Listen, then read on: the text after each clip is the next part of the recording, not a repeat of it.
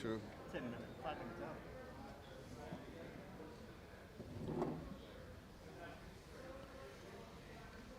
All right. Good morning, everybody. Been a while. Been a while. I don't even remember the last time we did this. And I'm not even trying to make just a last year joke. Had some scheduling conflicts that kept from happening for a little while. But we're here right now. Good to see everybody still hanging around. Appreciate you. Mark Fellows in the house. Laughter is the best remedy. Laughter is the best remedy. Zach Kaufman. Bilal is super cool. He's a good dude. And yeah, Scott McCrate always in the house. Good to see you. It is good to have fights.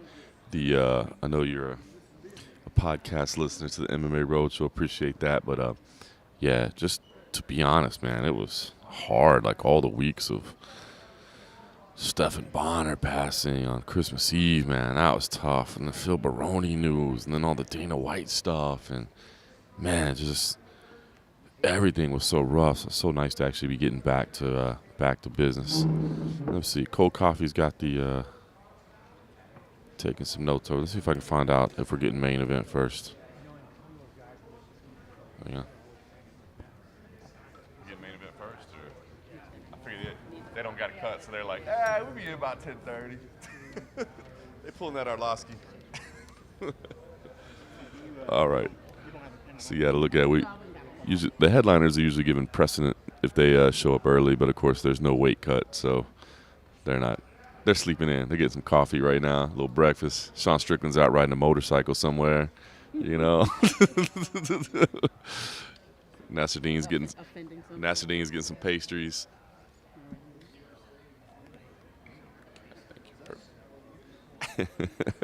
So yeah, we'll get the headliners later. So, but honestly, I'll be honest with you, I kind of like that. I feel like sometimes when the headliners come in first, it's like, well, all right, we out. What do we need?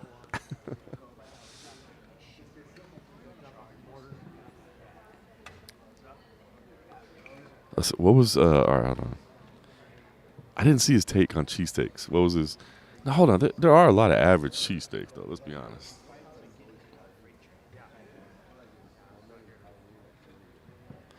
T-Bone in the house. Chrissy J. It's good to see all the old faces. God dang, it's been too long. It's been too long. I feel like I've honestly been thinking, like, even if I'm not actually at an event, like I'm not going to Brazil next week, but like fire up a stream anyway, just to chat with you boys and girls. Just to talk, you know what I mean? I gotta figure that out this year. Oh, Mark, I saw that the other day. Yeah, wanted to talk about it on the podcast, but obviously first we had a lot of Dana White talk with that surprise appearance at the media day. So,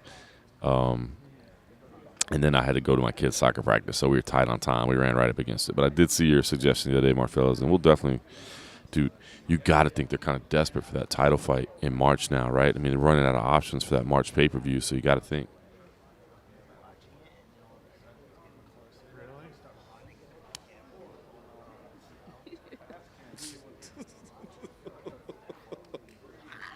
That's nothing, though. I know, but it's just. Why? Oh, that's too funny. Gianni's teeth in the house. I'll take it, Grocery. All right. Looks like we're getting started. All right, so the heavyweight title fight. Sorry, I was looking at some news that Brandon Fitzgerald. Fitz Nation. I should probably move this stuff. Fitz Nation in the house. Looks like ready to get started.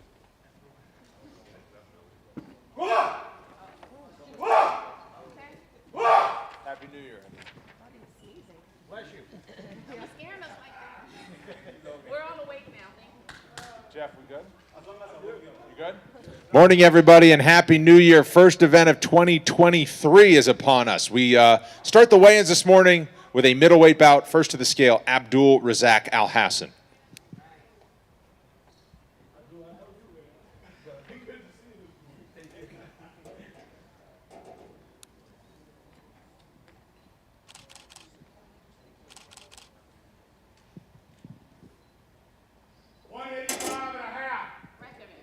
Official weight 185.5 for Abdul Razak Al Hassan.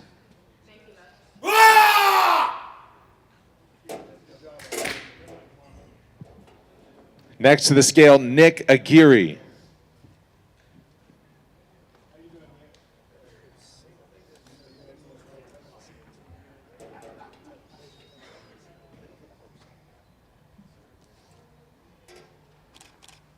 For Nick Aguirre.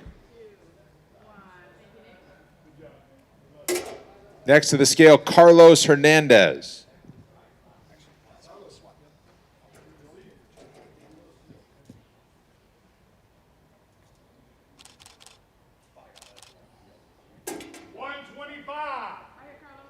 Official weight 125 pounds for Carlos Hernandez.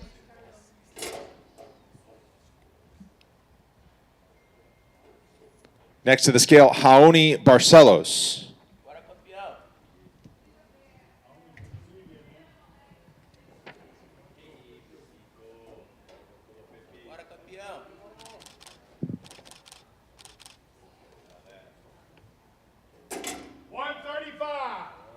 Official weight 135 pounds for Raoni Barcelos.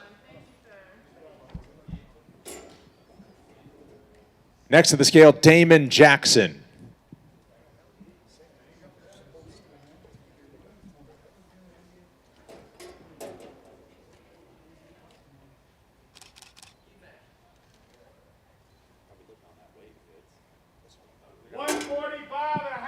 Official weight 145.5 for Damon Jackson.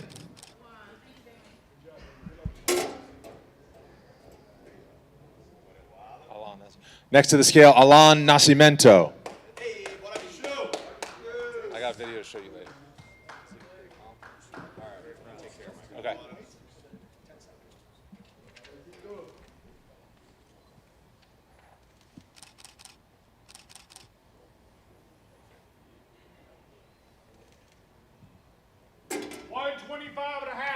Official weight 125.5 for Alan Nascimento.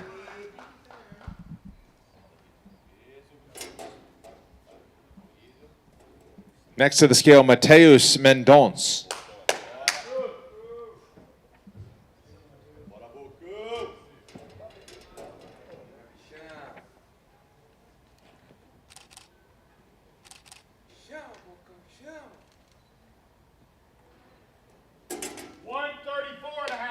Official weight 134.5 for Mateus Mendonce.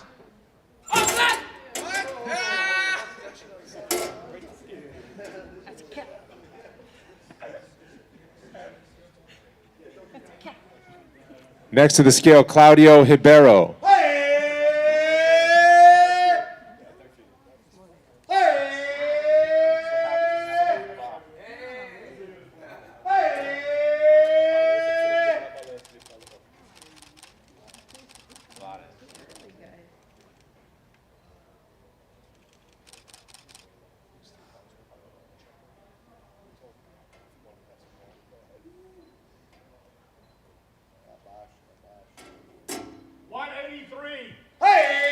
Official weight 183 pounds for Claudio Ribeiro.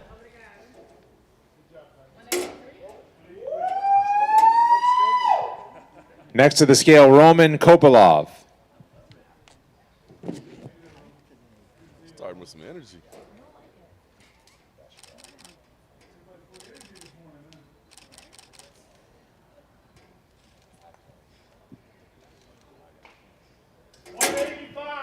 Official weight 185 pounds for Roman Kopilov.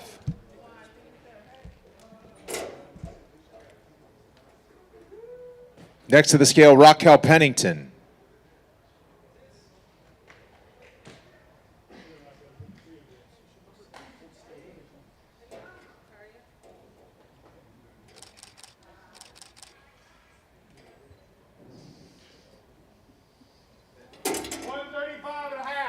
Official weight 135.5 for Raquel Pennington.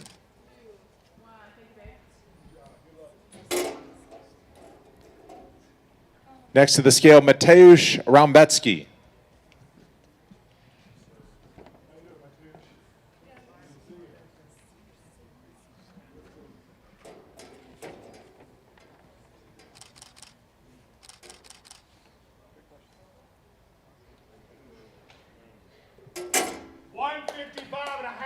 Official weight 155.5 for Mateusz Rambecki.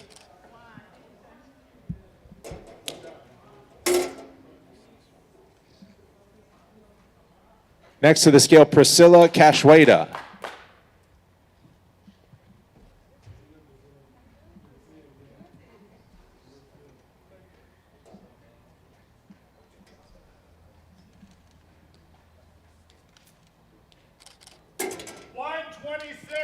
Official weight 126 pounds for Priscilla Cachoeira.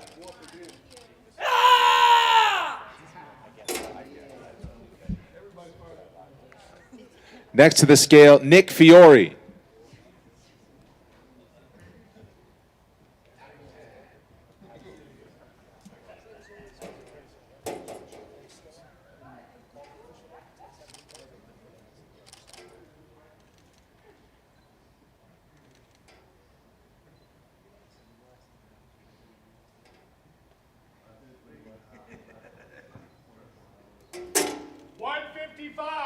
Official weight 155 pounds for Nick Fiore.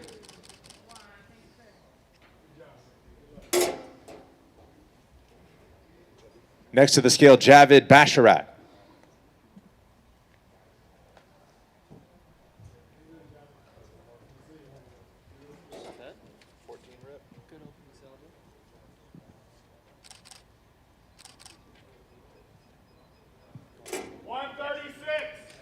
Official weight 136 pounds for Javid Basharat.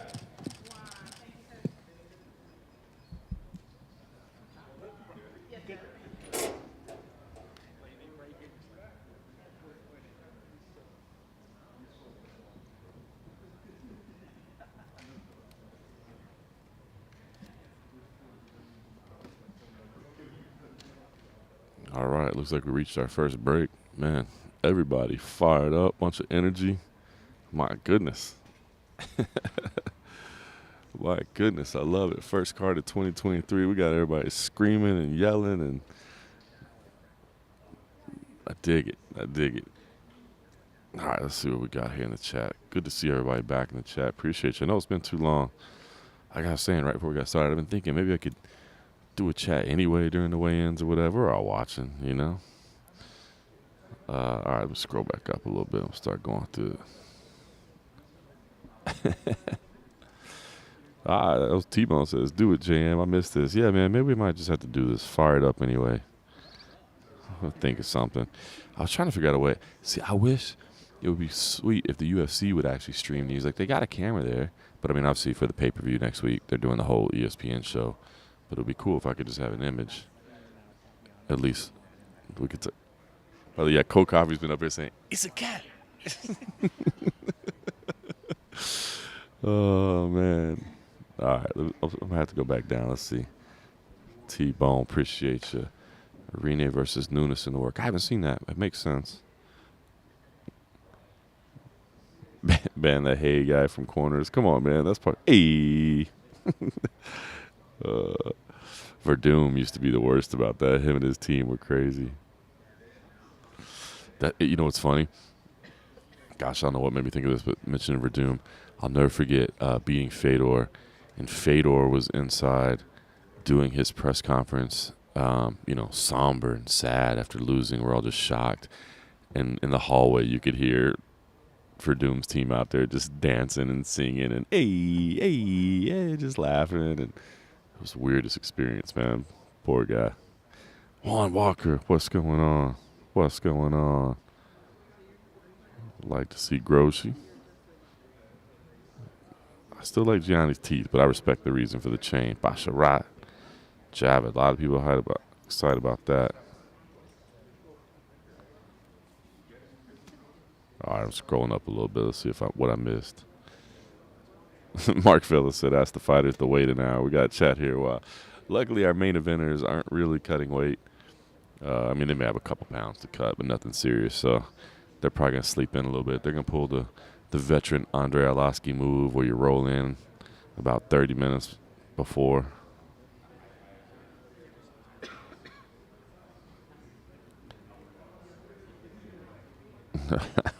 Jake Super is jacked. I know exactly. Nice. I'm scrolling over the chat and I don't even have to know. Roman Kopylov to Jack Chase Hooper. I love that. Love that. Yeah, man. The fighters are fired up. You could hear Abdul Razak Al Hassan off camera before we even got started. He was yelling over at the side. I dig it, man.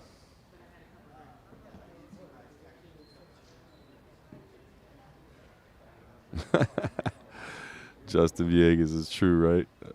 Razak was the first one on the scale. That's a good sign. That's a good sign. 2023.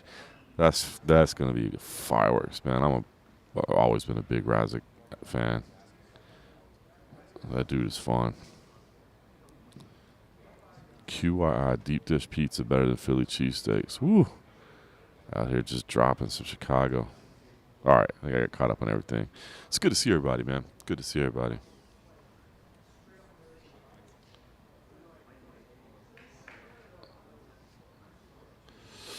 Bravia, what fight am I most excited for on this card? Well, for different ways. I mean, I do think Abdul Razak Al Hassan and Claudio Ribeiro is just going to be absolute firecracker for as long as it lasts. Umar Nurmagomedov and Honda Barcelos, I'm excited for that. I think it's potentially a better fight than minus 950 would anticipate. But Umar looks like the real deal, man. And this could, gosh, he's talking about being a champion next year. He's made quick work, so I'm excited to see what he does. Ige and Jackson, come on. I mean, I love both those guys, two incredible human beings, and then two great fighters as well, so that should be action-packed. And I like the main event. I'll be honest, I kind of like the main event more now than I did before. I mean, for Nassourdine Imavov, it's a chance to really move up the rankings. For Sean Strickland, it's a chance to, kind of erase the frustration of 4 weeks ago, which I love that, man. 4 weeks ago, he's fighting, steps in on a week's notice, basically told us at the media day like he hadn't been training at all, didn't want to fight at all, but, Mick Maynard dropped a couple extra zeros on the check, and he's like, all right, let's go. So I like that. So I think those are the ones that stand out to me most early on. What about you guys? Anything you guys are looking forward to most? I know a lot of people like to see Jimmy Flick back, a guy that's exciting and has had some kind of personal issues going on. I know a lot of people are excited for that. Javid Basharat, a lot of people high on Javid Basharat. Certainly understand that. Let me hear what you guys, tell me what you guys want. Yeah, groceries, better main event. I agree. And plus, I'm not going to lie, man. Come on. Kelvin, I love Kelvin. How do you not like Kelvin Gastelum as a fighter, right? Just a good dude, fun fighter. But he's in a bad spot right now, and he needed a win. And I don't think Nassourdine Imavov is an easy one where you just go, yep, that's the one to get me back on track. Like, not to say they couldn't win the fight. Of course they can. They can win any fight.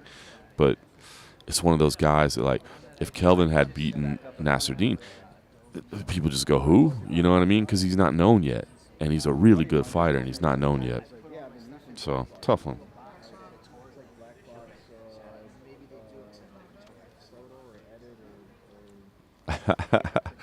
Appreciate you, Justin.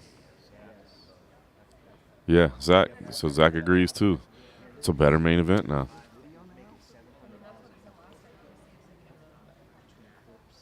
Kawhi says, I think Izzy wins the next two fights against Pereira. It might be the greatest rivalry in combat sports history. Yeah, I don't know how many times they're going to go at it. It's crazy, right? The crazy thing to me about Adesanya and Pereira is that Adesanya has won more rounds. You know what I mean? Like, Adesanya's been winning fights. The kickboxing fight that he got knocked out, he was winning.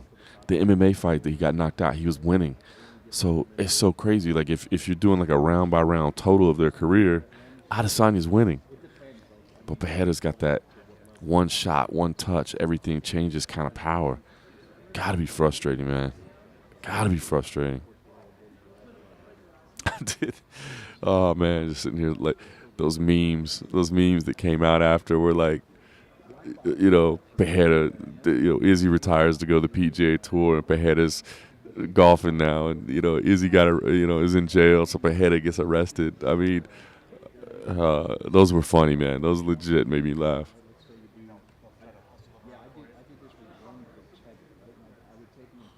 Ooh, Swarhani versus Kopylov, right? But that's a good one. That's a good one too. I'm curious what right? Well, what makes that one the one that you want to see? Is it Puna's excitement? Is it Kapilav's? You know, what about the journey Kapilav's been on? Right, comes to the UFC undefeated, loses 2 fights, visa issues, COVID, everything else. Takes him 3 years to get his first UFC win. I mean, he was undefeated. Oh yeah. March pay-per-view for the heavies. I mean, hey, I saw that tweet the other day. Cyril Gahn says, "Where you at? You know, if you're ready, let's go." I mean, they got to be looking for options right now. They're in a bad spot right now for March, so they got to be looking for options. It's just frustrating. You know, we started the year off. So I started doing a second podcast with Grind City Media, which is the Memphis Grizzlies of the NBA. It's their podcast network. And to start the year off, my co-host Eric McMahon was talking about the fights that we're most looking forward to, and we named off a bunch of fights. And the thing was, they were all fights that we think we're going to see, but aren't actually booked yet. And it's just so crazy. Like, this year has the potential to have some huge fights, but they're not booked yet. So, frustrating. Justin, you're the man. Daryl, I think Sean has a chance in this fight. I really do. I mean, Sean's a good fighter. And even coming off the couch, like Sean, I mean, you talk to anybody that spars with Sean, he's fighting every day in the gym. So 4 weeks on the couch, whatever. That dude fights every day. But I did pick Imavov in here. I did pick Imavov in this fight. And it's interesting because Imavov, if you look at the betting line, Imavov opened at like minus 170, and then he got bet down to like this is almost a pick 'em right now. But to me, I think that has a lot to do with just public, like what they know about these guys. And I don't think they know much about Imavov. And you know, Imavov was getting ready for his first main event ever, and he was getting ready for a grinder in Kelvin Gastelum. And, you know, I like Imavov in this fight. But Sean can fight anybody. Yeah, Kawhi, that's it, man. Is it Kawhi? Oh, look at him. Kawhi, I'm probably saying that wrong. Sorry, I thought that was 2 eyes at the end. Yeah, man, he's the better. It is. Like, you hate to say that, but Izzy, to me, is the better overall well-rounded fighter with that one-shot power, man. Nah. We'll make that happen, brother. Keep on your dream. We'll definitely make that happen. Michelle had a chant 2023. All right. Yeah. Juan Walker bring up Deontay Wilder. So true.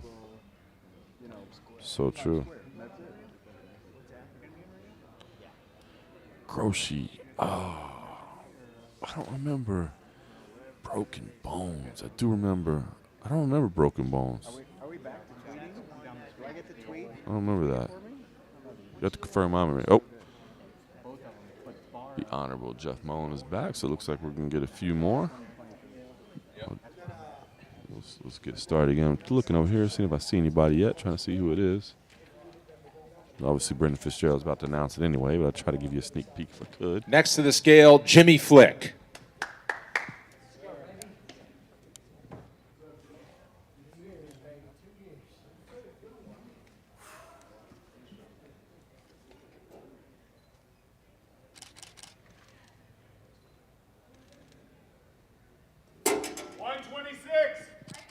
Official weight 126 pounds for Jimmy Flick.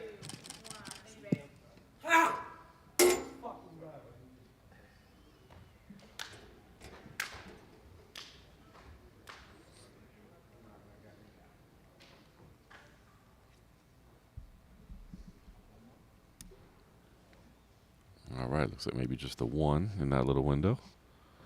2 years, you can hear the emotions like, let's fucking go. T-Bone fired up.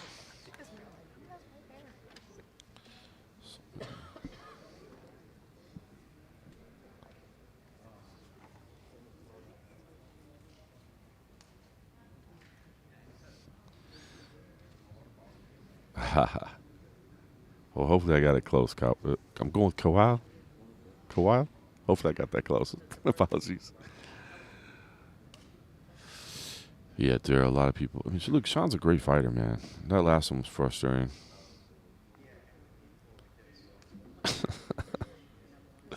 Let's scroll back. Got Scott McCrate. Good to see you, bro. Oh, yeah, the Memphis Grizzlies. I got to get me some Grizzlies gear. I mean, I'm on Grind City Media. I think I got to get some Grizzlies gear. I think as a employee of the company, I get some discount on some NBA gear. So, but I feel bad, right? All right, I need an official ruling on that, guys. I'm from Dallas, and I hate this. I hate when people just pick a team, right? I hate that. If there's a team where you're from, I feel like that's your team. You got to stick with that. Like, you're not allowed to change. That's where you're from. So I'm a born and raised Dallas guy. Now, I've been in Vegas since '08, so, I mean, I don't claim the Knights. I don't claim the Raiders, but I feel like I would have that right if I wanted to. But now, can I get some Grizzlies gear? Can I sport some Grizzlies gear if I'm working for the team? Like, is that allowed, or is that some bandwagon jumping? I need a ruling on that.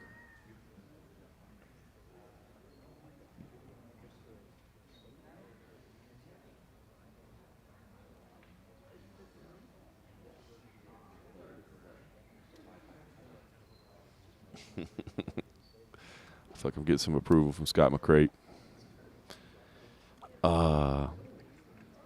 T-Bone.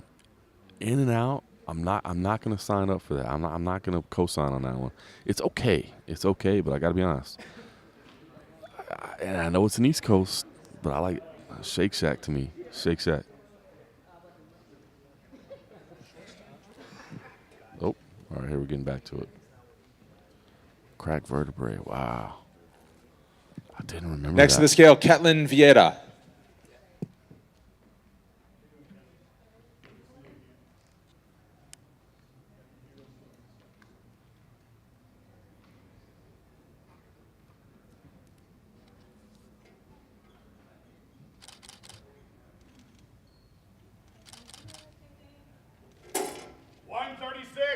Official weight 136 pounds for Ketlin Vieira.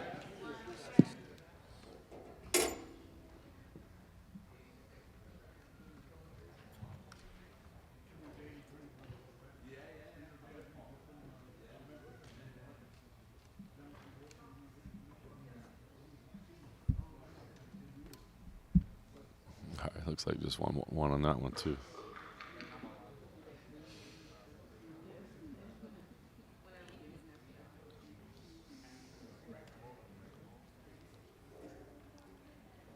Never mind, we're back to action.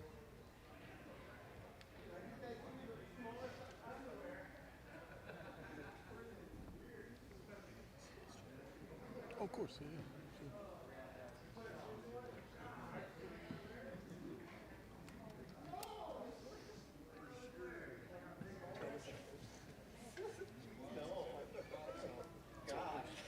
Next to the scale, Punahele Soriano.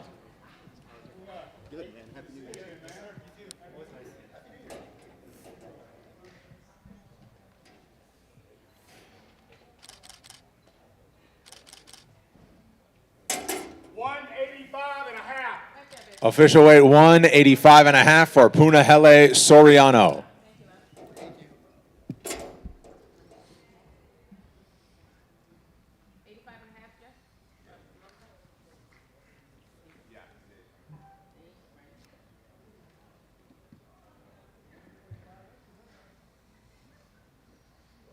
I was wondering if Dan Ige was going to be right behind him, see if they were going to keep it all week.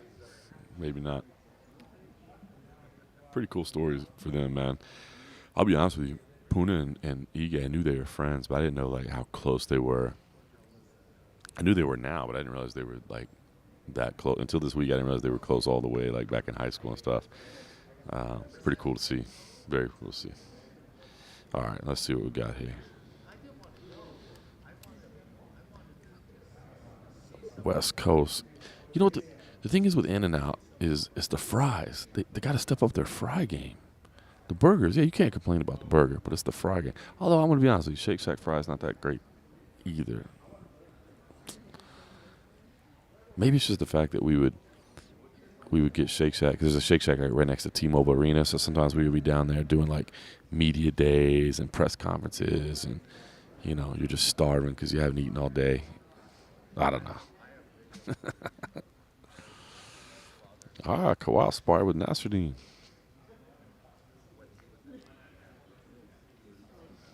Nice. Nassourdine's good, man. This is a big moment for him. Fresno. Did Fresno a couple times. What was it? Save Mart Center. I don't know if it's still the same name. But what, man? Can't remember. I think there was one UFC in Fresno, if I'm not mistaken. But I think there were like some Elite XCs or some Strike Force. Doing out there. All right, let's scroll back up a little bit. T-bone. You know, I've never gone to Five Guys. I probably need to try that out. T-bone. Okay, if you pick a team and stick with it forever, I think it's cool, right? But like, if you have a team in your city and you pick another team, that shouldn't be allowed, right? Like, if I'm born and raised in Dallas and I just say, I'm a Redskins fan, like that can't be allowed, right? You're only allowed to pick a team if you don't have a team in your town, right? I mean, that's man code. Has to be. Groshi, Bears fan. Justin Villegas, Raiders gear, let's go, 2024 chance. I don't get the chance to watch a lot of football. Sunday's kind of like family day because the rest of the week's so busy. But I know the Raiders had a bad year, and I saw it looks like Carr is gone. So, that dude seemed like a good dude.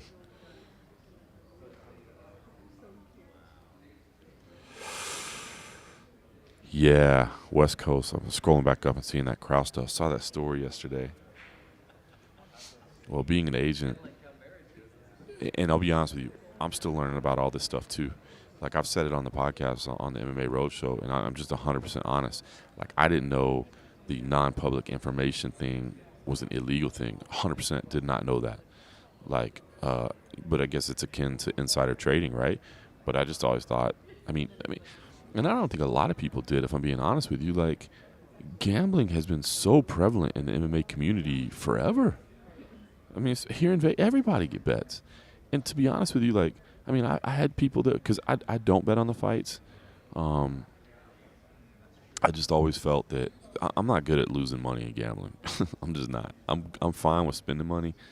No problem. I have a good time. No care. Go to a bar, drop a couple $100, whatever. No, I don't care. Lose money on the table, I hate it. So that was part of it.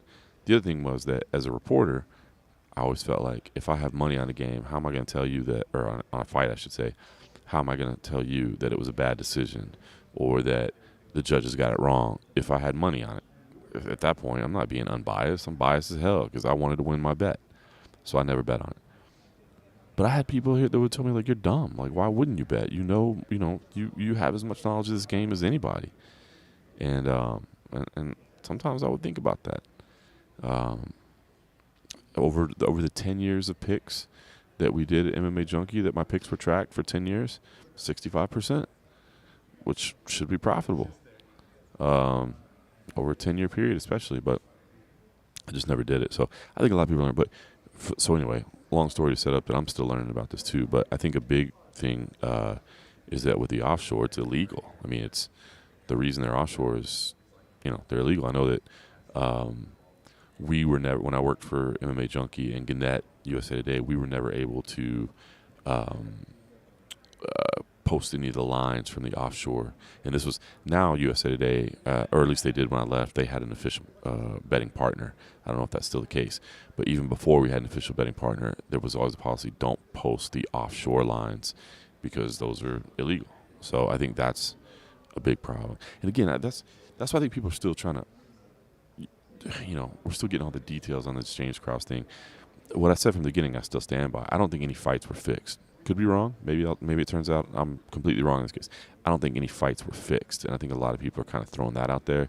But I think you have to be careful when you make those type of accusations. But it doesn't mean that other types of activities that were going on weren't illegal, And I would assume as taking bets for an offshore company would be considered illegal. But again, I mean, moral police, like obviously living here in Vegas for the last 14 years, everybody has a legal place to go bet. But before it was legal nationwide, like, come on, man. I know people in my life that were bookies. You know what I mean? Like,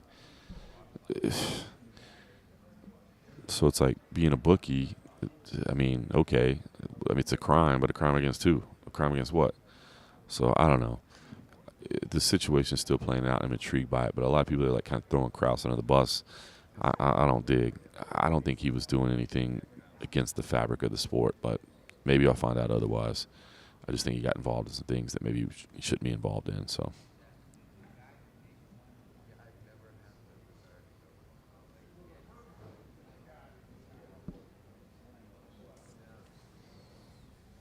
Interesting. 3% of a bettor's losses. Reading the comments again now. Yeah, the Tax-Free Wire Act. Exactly, Zach Hoffman. You nailed it. That's it. That's where the investigation is. And I'm gonna say, like, again, is it wrong? Yeah. Is he gonna face some charges? Yeah. Is policy gonna change in the UFC? Yeah. Is it gonna change across all mixed martial arts? I'm sure it will. But these people are like, oh, this dude was a terrible person, and what was he doing? Like, no, he wasn't, man. And he wasn't. He isn't. I mean, James has been involved in the sport from the beginning, man. And, dude, he's a good dude, and he's passionate about his team and about the sport and about everything. I think people that are rushing to judge him and condemn him, I think they're in the wrong. I don't think he fixed any fights.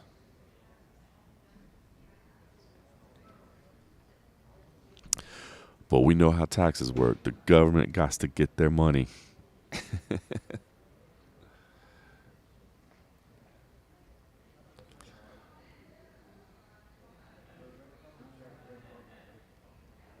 So there you go. Zach Kaufman, I was contacted to be an agent for another site. There you go. Right? And it makes sense, right? These offshore companies, they're like, hey, they need a way to get, money flowing in the States. So do it through a third party. I mean, it makes sense from their point of view, but it's illegal.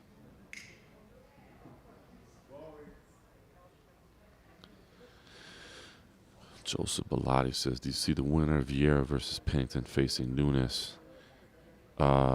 I saw somebody earlier say Nunes versus Aldana. Was that reported? Because I hadn't heard that. But the winner is definitely in a good position. Definitely a good position. I know Pennington said, she said, and that would be interesting. She said that she would be into it. If she wins, she'd be down for a title shot, which, man, all kinds of intrigue there, right? The first time around, all the drama that was associated with that fight. With Vieira, I just don't feel there's like a big, part of a title shot is merit and part of it is buzz, right? And it just doesn't feel like there's that buzz around Vieira because of some of the performances. So we'll see.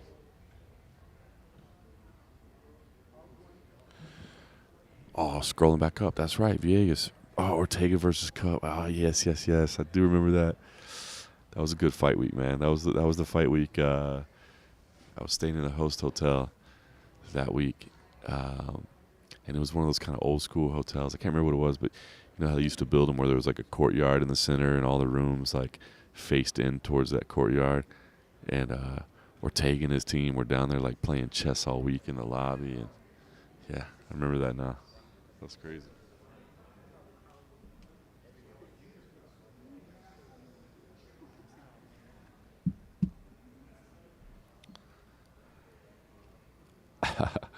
Scott McCrate's a fan of everybody in Tennessee. I get that. One team per sport. Now we're getting back up to the man rule. Got to check those out. Yep. One team per sport. I agree. Although, wow. Like, I'm born and raised in Dallas. I'm always going to cheer for the Cowboys. But, like, I kind of like to see the Raiders do good just because I've lived here for so long. I think. Can you have a secondary team if you're born one place and you live in another place long enough? Now, you can't just live there for like 6 months and be like, that's my squad. Like, I lived in Lexington, Kentucky for a year, but I'm not claiming UK.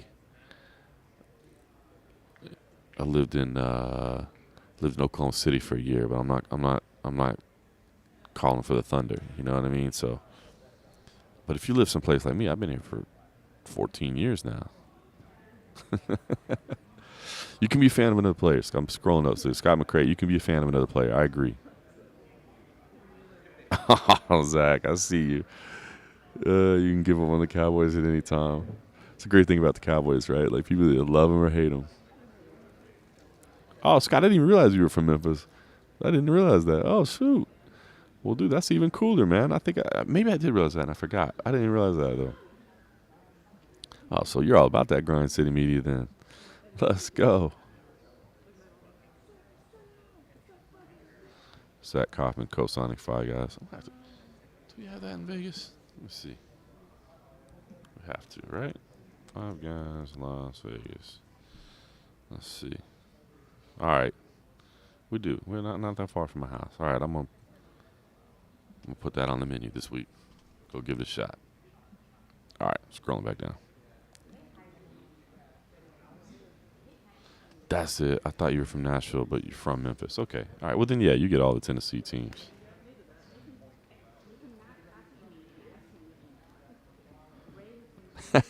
Zach, you can stretch it per division. Yeah, right. Like, I mean, you can have like an NFC team and an AFC team, right? Because then your two squads can meet in the Super Bowl, but you can't have like maybe per conference. Division's a little aggressive. Per conference. All right, I'm putting Five Guys. We're gonna make that happen this week. We'll reconvene. I gotta figure out. Maybe I could do just like just do like a live chat during the weigh-ins. But I mean, everybody during the pay-per-view, everybody's gonna watch the big ESPN thing, right? Morning MP. Stairway. Nah, to be honest with you, and Umar I thought Umar had kind of an interesting answer. First of all, props to Umar. His English is getting really good. I feel bad because I asked the first question. Normally when somebody's speaking their second language, I'll try to slow down my question a little bit. I thought a translator was going to be there for him. And so I asked it like really fast. Excuse me. But he did a good job. He did talk about Habib a lot. Obviously, we all asked him about it. And he did say, look, Habib's still training. He's still going to train with us. He's still going to be part of it. So I think he's still going to be kind of a coach behind the scenes and still a part of these guys. And I'm sure still talk to him about game plans and still talk to him about mental focus and approaches and all that. I think he's still going to be a part of it. It's just, man, you go to corner every weekend someplace else. I mean, look at his timeline. I'm here, I'm there, I'm over there. And you're like, yeah, I stepped away from the game so I could have more time with my family. And all of a sudden you realize you didn't take advantage of that time with your family because you're still traveling every week. So I get it. So I don't think it'll necessarily affect the weight cut. I think Habib was going to so many, I don't think he's been a part of every weight cut for Umar. Now, granted, he's not here yet, but we're only 38 minutes in. So hopefully everything's good.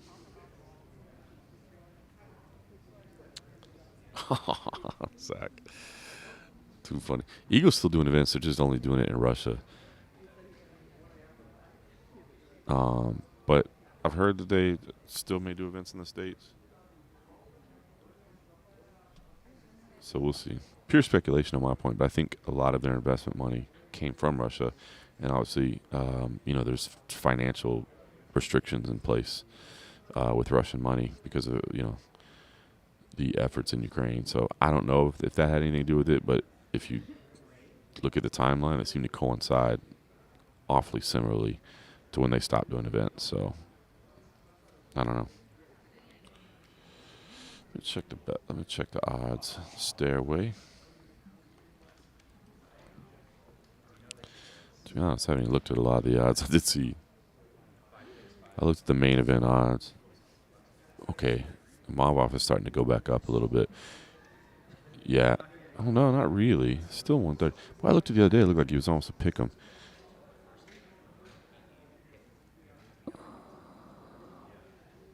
Wow. That is pretty big odds. People are high on Javin. Definitely high on Javin. That's big, though. Yeah. Again, Zach, just a pure guess on my part, but. So, cholesterol, I was saying. Oh, you know what? You just said Saeed. I was thinking Umar. I think the key at bantamweight right now is if you want to make a big move at bantamweight, I think you call out Merab. Hayoni Barcelos called out Merab. He said, look, if I win this fight, I want Merab next. And I think that's smart because that's not a fight that a lot of people are calling for. It's a guy that's number 3 in the division right now but can't fight the champ. So to me, if you're looking, because that bantamweight division is stacked, right? There's a lot of names in there.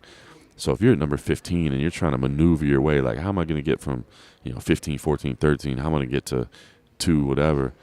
Dude, I think the easiest way to make a big jump is to call out Imavov. I say easiest way. That's a hell of a tough fight, so it ain't easy.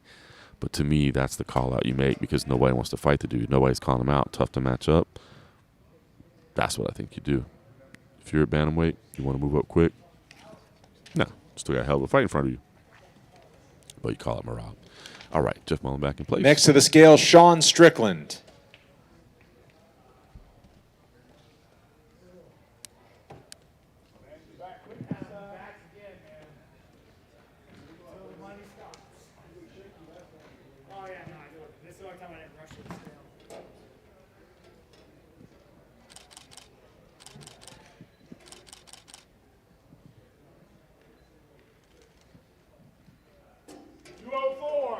Official weight 204 pounds for Sean Strickland.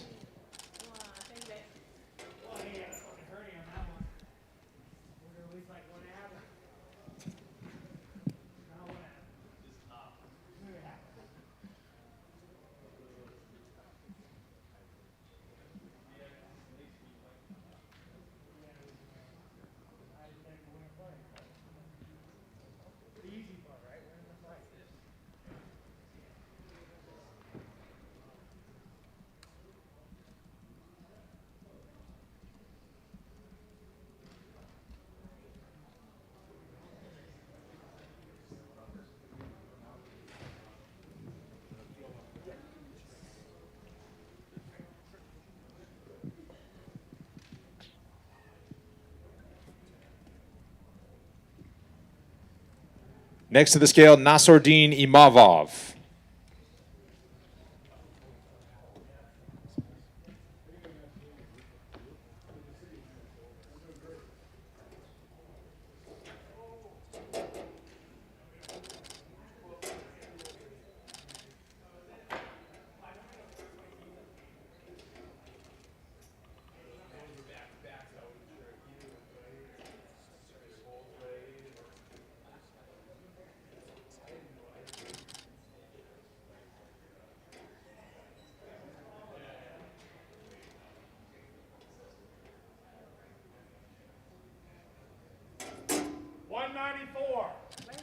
Official weight 194 pounds for Nassourdine Imavov.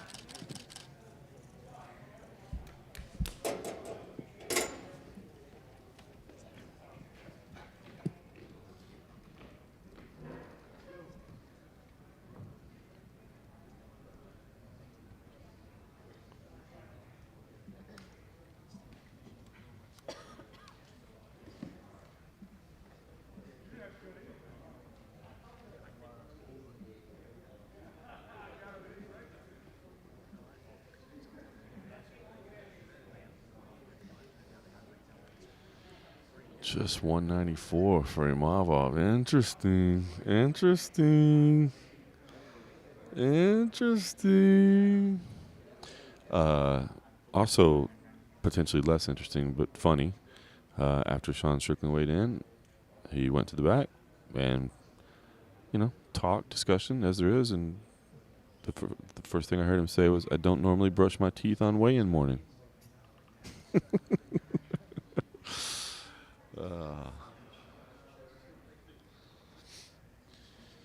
Yeah, I mean, look.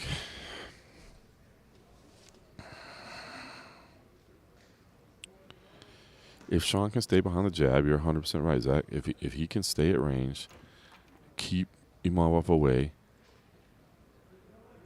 use that jab, he can win the fight. There's no question about it. No question about it. I just don't know if he's going to be able to do that. Imavov likes to work from the clinch.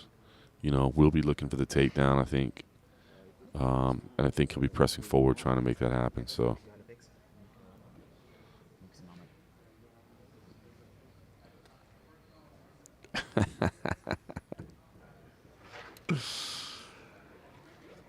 yeah, stairway. That's the thing, right?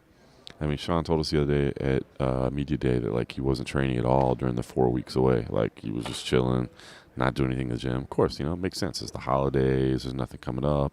He was prepping for a snowboarding trip. So, a lot of times you'd be like, oh, like, man, my dude hasn't trained for a month and he's coming off the couch to fight. But Sean Strickland's he fights every day. That's all he does. Like, he's sparring, he's fighting. So I'm not that as, too terribly concerned about that, his readiness or whatever. But still, I do think it's a tough. I think it's a tough fight. The boy Oscar Willis is doing good. Says he hasn't been to the gym at all since his fight. Says he's been avoiding all exercise and drinking a lot of frosty beverages and enjoying life. But he's doing good. He was on the latest edition of the MMA Roadshow. So if you want to hear from the man, Hot Tea, Oscar Willis, listen to the latest MMA Roadshow. But he's doing good.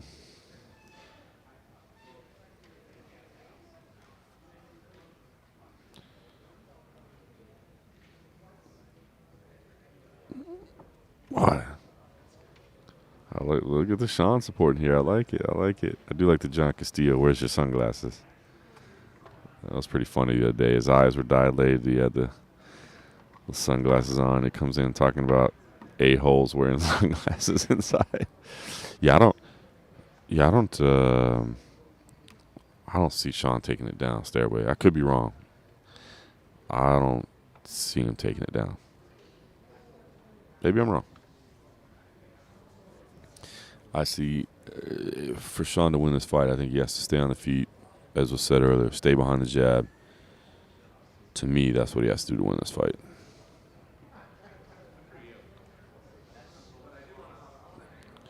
Well, it's fair, Kawhi, that you had mentioned, that maybe you're biased, and that's fair to say, but I just feel like the skills are a little bit more well-rounded there. A little bit more well-rounded. A little bit more work from the clinch, a little bit more takedown ability, so we'll see. Scrolling back up now, Stairway. Yeah, Imamov's the call out. If you want to move up, that's the way. Cheeto Sandhagen's going to be good.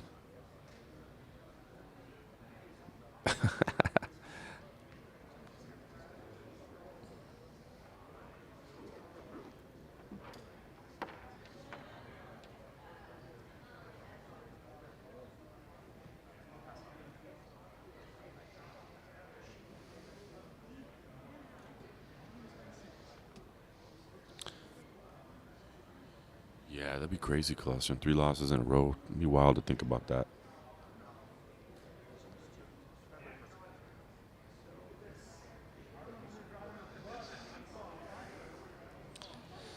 But see, Qual, I feel like if it goes to the clinch, I feel like Nassourdine is more active there.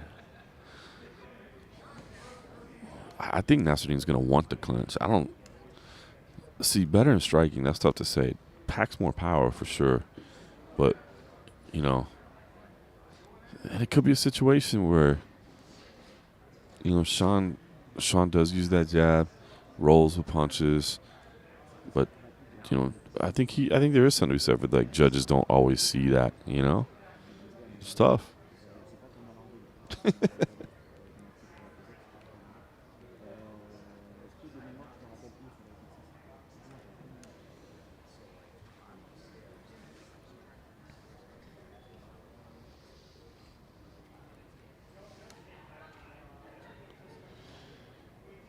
Yeah, the weight difference is crazy.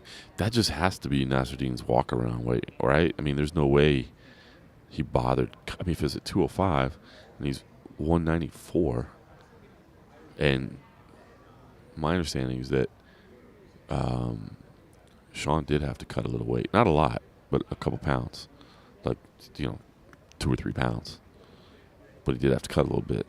But if Nassourdine's 194, he knew about this for a week. That just has to be his normal walk-around weight. So.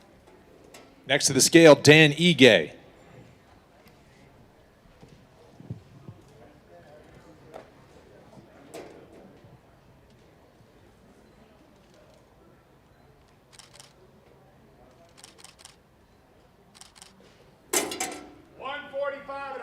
Official weight 145.5 for Dan Ige.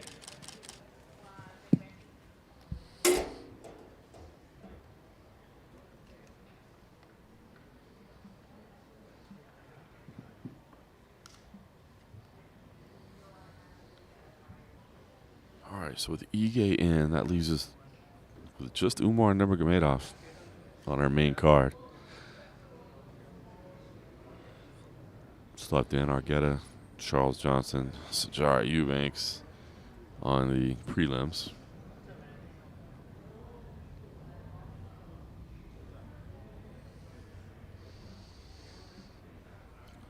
Boy, that would be crazy if Umar did miss weight. Hey friends, while there's a lull in the action, quick announcement on the card tomorrow. Due to weight management issues with Sajara Eubanks, that bout has been canceled. Sajara Eubanks, Priscilla Cashway canceled.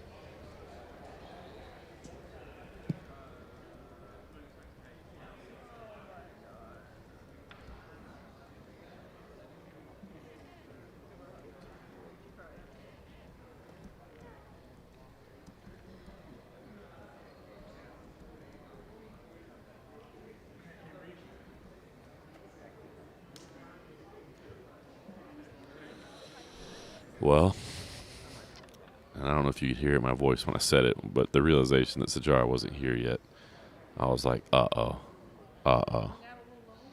And what do you know? She's gone. Man. All right, got to update real quick.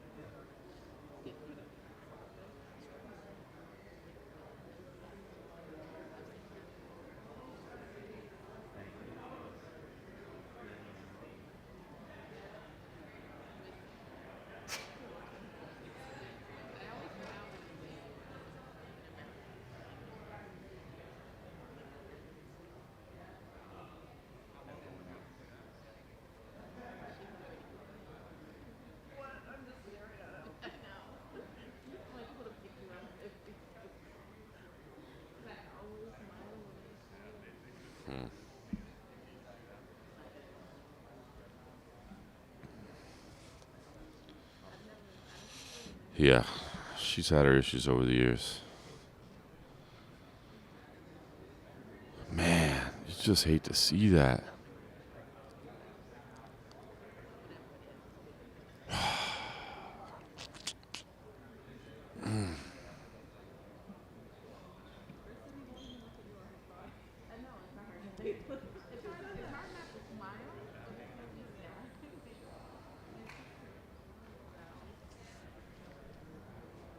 Yeah, I mean, gosh, did she miss weight in her last fight as well? Trying to pull that up now. It seems like she did miss her last fight. I think UFC.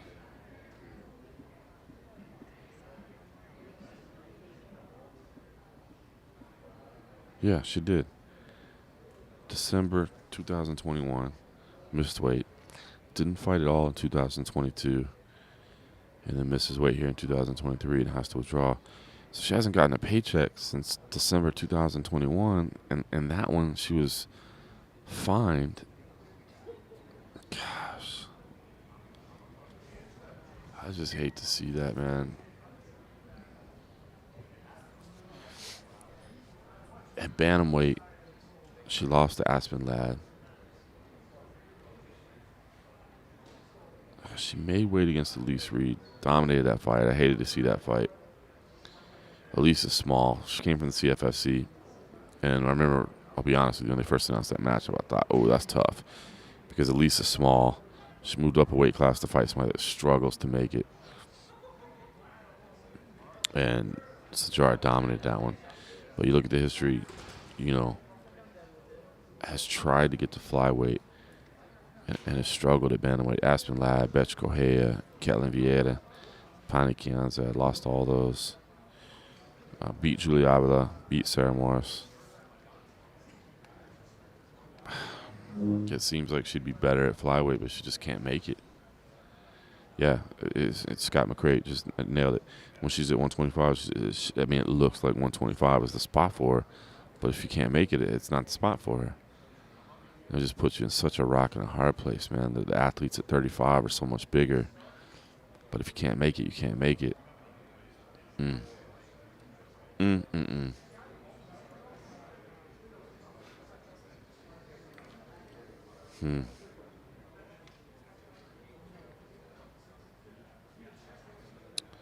Yeah, looking back up, T-Bone, she's talented. That's the thing. She's talented. She's really good.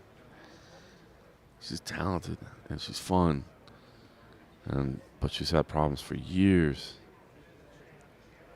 Yeah, at gas station, I'm sure Priscilla will get some money. You know, what she'll get will depend on. And I'll tell you what, that's one thing right now. You know, we talk about a lot of things that can be done with collective bargaining, that can be done with associations, that can be done with whatever. But that is one thing that I think really should be negotiated into contracts, or at the very least made. I think it should be made a rule, at least at the highest level, that look, if you make weight and your opponent doesn't show up, you should be guaranteed your show money, because you're not. It's up to the promoter, and I think you should be guaranteed your show money. Now it's hard because, you know, I know obviously working with like CFFC and other regional promotions, you know, if a fighter makes weight and his opponent doesn't, and he's not fighting, a lot of times the people that bought tickets to see that person fight will then want their money back. Now, you know, I can't imagine anybody that bought tickets to the UFC finds out that, you know, the Eubanks Cachoeira fight is off and says, I want my money back. But it does happen at the regional level, so it's tough to make a blanket rule where like promoters should have to pay the fighter if they make weight. It's hard to make a blanket rule, but man, at the highest level, like, you shouldn't have to worry about not getting paid because your opponent doesn't make weight, you know? And then that just goes in that whole situation where you should you feel forced to accept the fight or whatever, you know? And I don't think you should.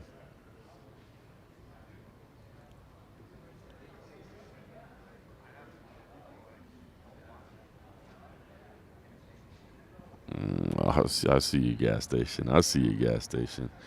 Stairway, dude, you were the first one to say it. You were the first one to say it.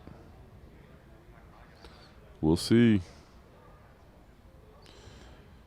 Joseph Bilotti, yeah, I do.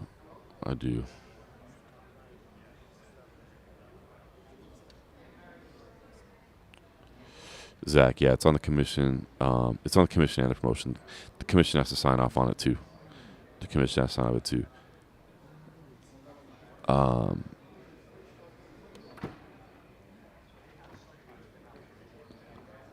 trying to remember, and I don't want to misspeak, because one of the commissions we work with CFFC, I know they're a little bit more flexible, like they're fine with it being 2 pounds. I know, like, we've always allowed 1 pound for title fights also at CFFC, just because, you know, it's at the regional level. We're trying to be more understanding of the athletes. But yeah, it's up to the promotion, it's up to commission, it's up to fighters. Everybody has to sign up on it. Everybody has a little bit of say. All right, so let's see. Where does that leave us now? Let's double check here. Yeah, just Umar on the main card. And I guess just Argueta and Johnson on the prelims. Stairway's been saying he's a little concerned about Umar. Let's see. Have we seen anything on social media? He's not. Is he big? I'm not. Let's see. What, Instagram is where more people post, right? Is there any stories? Let's see here. All right. On his account. Wow, 1.2 million followers on Instagram for Umar. Good job. All right, last thing I see is him signing posters. How about the stories? Let's see here. He's in a car. He's signing posters. Posting about candy bars. No, those are probably protein bars. Wait, hold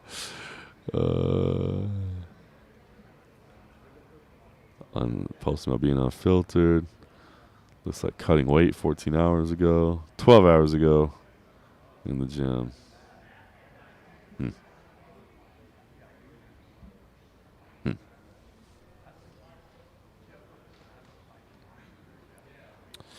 Yeah, Zach, I think during the pandemic, I know we allowed more as well.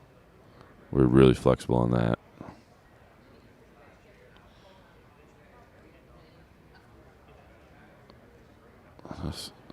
Omar, let's see.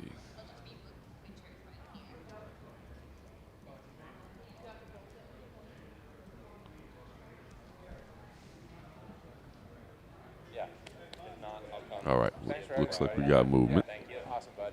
Good luck. I think I just saw somebody mouth Umar. Maybe. Oh, yeah, it's definitely Umar. I can see him to the side. Next to the scale, Umar Nurmagomedov.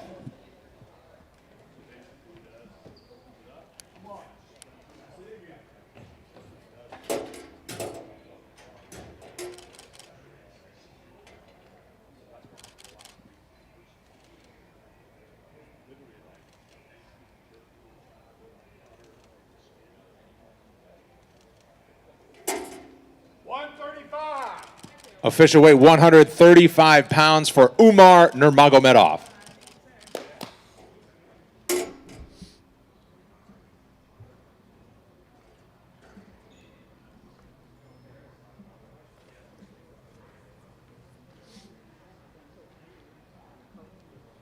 All right, crisis averted, stay away. You were getting me worried. I wasn't worried until you started saying we should be worried, and then I got worried. He's good to go. He looked good. He had a smile on his face.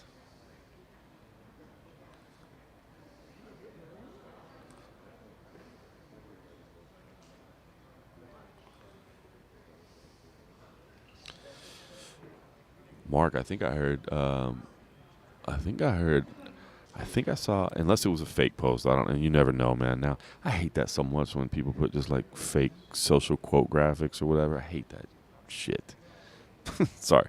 But I thought I saw that Rizvan Magomedov said that Habib won't be in Perth. Now, I may be wrong, but I thought I saw that he won't be in Perth, according to Rizvan. But again, I hate those troll graphics and fake graphics, and then people just pick up from other stuff. You know what's funny is, all right, now I'm going to go on a little journalism tangent. I hated using Twitter quotes, social media quotes as quotes for stories, because how many people have people run their accounts? How do you really know that's what somebody said? Now, granted, then you have to these days. I mean, well, I say you have to. No, you don't have to. But everybody's chasing clicks, of course. Everybody's chasing clicks. So it's commonplace now. But, man, as social media started to get developed, and I wish people would have taken a bigger stand on it. Like, and this seems stupid, but I swear to God, when people would post stuff on Twitter, I would text that fighter, that manager, that whatever, and just verify that they were cool with that they were okay with that. And nobody else does that. And then, of course, you get left behind, and then other people have stories out. But I hate that shit. To be honest, if I'm sharing my journalistic thoughts, I hate using social media posts for quotes in stories, because you don't actually know 100% that person said it. End of rant.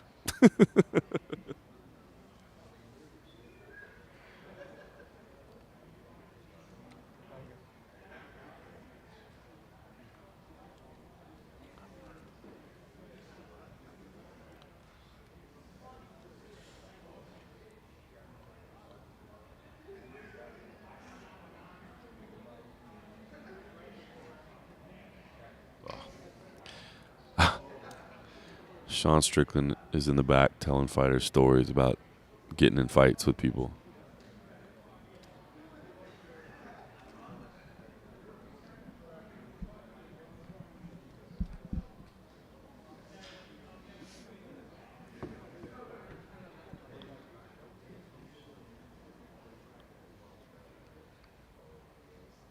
Sorry, I got distracted a little bit. I was listening to Sean Strickland telling stories about getting in fights, street fights. It sounded like he's like, "Come on, little so and so. I heard you call me a little so and so," and then I clocked him. All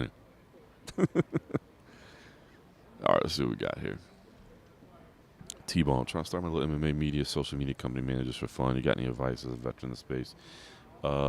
Hit me up, DM me or something. Let me see it. It's hard for me to just give you advice straight up. Like look, I'll be honest with you. Social media, I'm not a massive fan of. I mean, I am, but I'm not. Like, I think it's cool. Like, I love this. Like, I love that right here that we're sitting here talking. You know what I mean? Like, this is awesome. I love the fact that we can sit here and chat and have interactions talking about MMA and about what's going on, and I can share what I know, and you guys can share your opinions. Like, I love that shit. But let's be honest. You know, social media, go to my feed and see how many people are talking trash. And look, everybody is human. Like, that stuff's not fun to read. You have to remind yourself it's from somebody that probably wouldn't say that to your face, and that probably would love to have your job, and probably would love to, you have to remind yourself of all that. But at the end of the day, it's still human, man. I'll be honest with you that I didn't end up messaging him, but like Sean Strickland was cracking jokes on me the other day in the press conference or the media day, and I was just laughing. I mean, to be honest, I was laughing. Like, if you go back when Colby first said his thing, if you go back to the tape, I was laughing. It's funny to me. Like, if that's the show, like, I get it, man. It's entertainment. You're trying to do whatever. Like, it's funny. So when he was talking trash to me the other day, I was just kind of laughing, man. I was joking at it. I rolled with it. But then you got the Spinning Back Fist, which I think is the Barstool MMA account or whatever.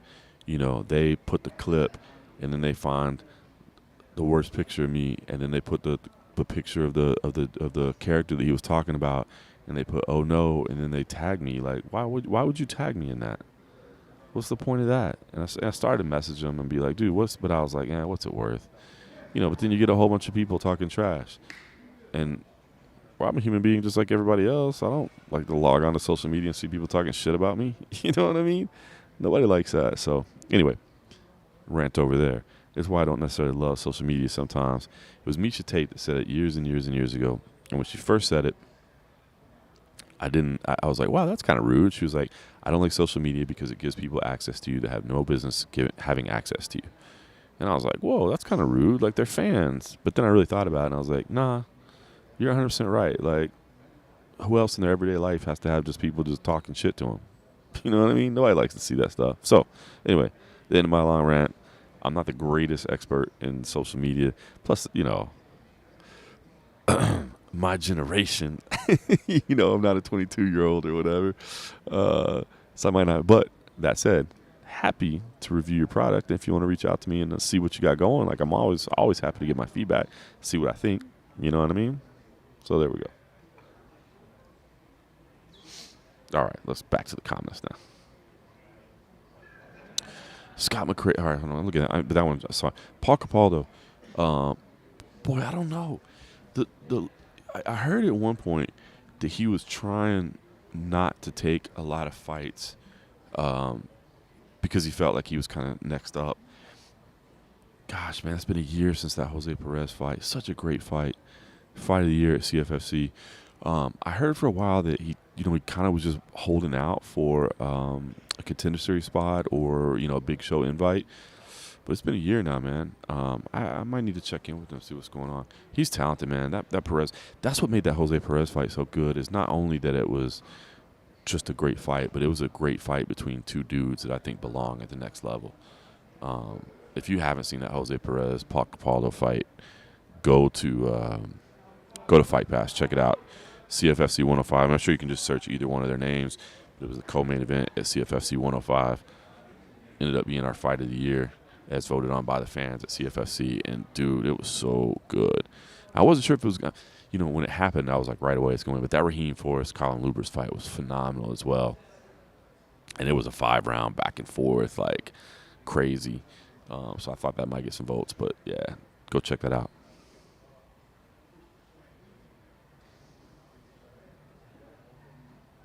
Stairway. Jelton's a problem. I don't know if he's in the official rankings for UFC, but I vote in those. He's in mine at heavyweight. That dude's a beast. Social media could fix real name, photo, and contact details. I agree, Mark. I agree. And yeah, T1 for real. All my DMs and stuff are open, so just hit me up.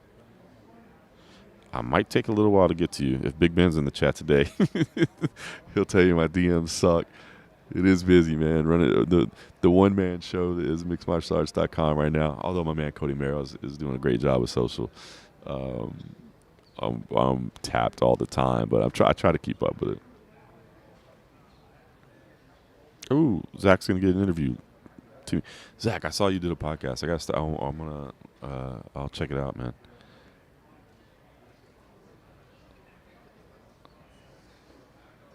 Happy New Year, Nick Bernard.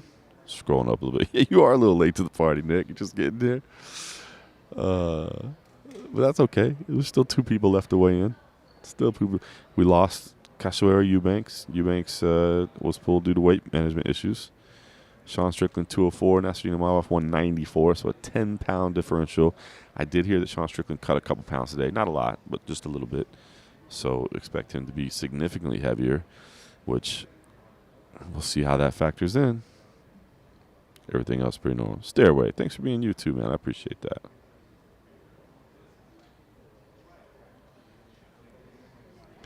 Denial. I wish when journalists ask questions, they would quote who said what instead of saying they are saying. I think MMA needs to be more confrontational to get better stories. That's interesting, because you are right. Like, it is kind of it can be a cop out. It can be used as a cop out. People are saying, and if it's not like people are saying, it's what you really think about something. So that's very, very fair. The confrontational thing, I don't know. I go back and forth on that. Like, I think if it's your opinion, you should be able to step up and say your opinion. Like, I know a lot of people the other day when Dana White did his thing, and he was like, what punishment, when I asked him would there be any repercussions, he's like, what punishment do you think it should be? He really didn't give me a chance to answer, and then he kept going. To be honest, I don't really have an answer. I mean, I think I stand in a different place than a lot of people doing this. Like, I don't think he should lose his job. I would like to see some advocacy. I would like to see, domestic violence become like a charitable goal of the UFC. They have so many charities. So anyway, but that was a situation where he asked me but didn't really allow me to answer. I think if somebody prompts you, you should be able to give your honest answer and opinion. If you go back and watch it, it was kind of a rhetorical question. He didn't really give me a chance to answer. Confrontational, maybe I'm just reading too much into the word confrontational, because I do think you should be able to state your opinion. I do think you should be able to state fact. I do think you should be able to, you don't have to just be nameless, faceless, opinionless. But I don't think, especially fight week, when guys are getting ready, for these big moments in their career and they're in a weird headspace, I don't think you should be arguing with people. I think that's a little bit weird. I think, you ask the opinion, you ask the question, you get the answer. But that's an interesting discussion. Now, that's a good. I like that point. That's one that I'm definitely interested in discussing further, because I like that stuff. There's a lot of people.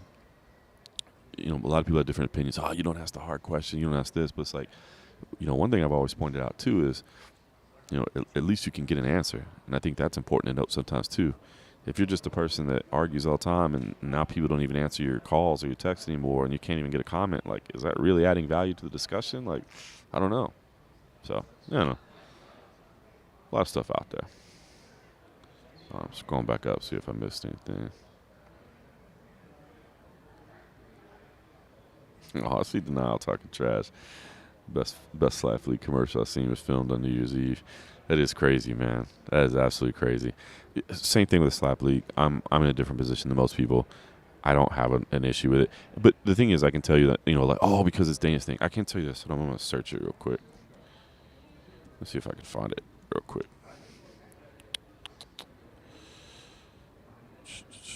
There's no way I'm going to be able to find it now. Hold on. And what I'm trying to find is, I wrote about slap fighting on Junkie like years ago, and it wasn't. Let's see if I can find it.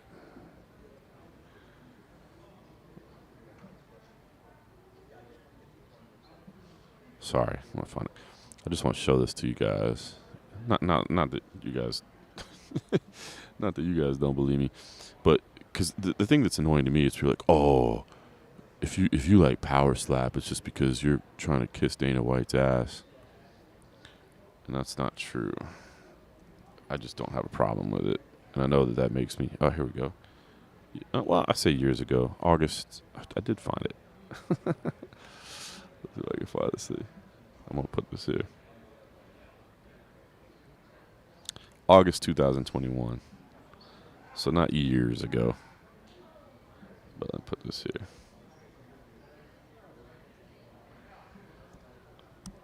There's a link. I wrote about it in 2021. This was that old school slap fight. JT Tilley actually puts these on. Shout out to JT Tilley. I worked for him at a pay-per-view event one time, Show Fights. If anybody remembers that old Show Fight pay-per-view event, I did commentary on that one. It was a good pay-per-view.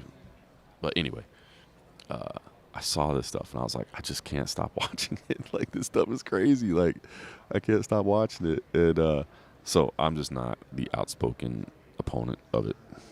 It's dumb, but I'm not like, it can't happen.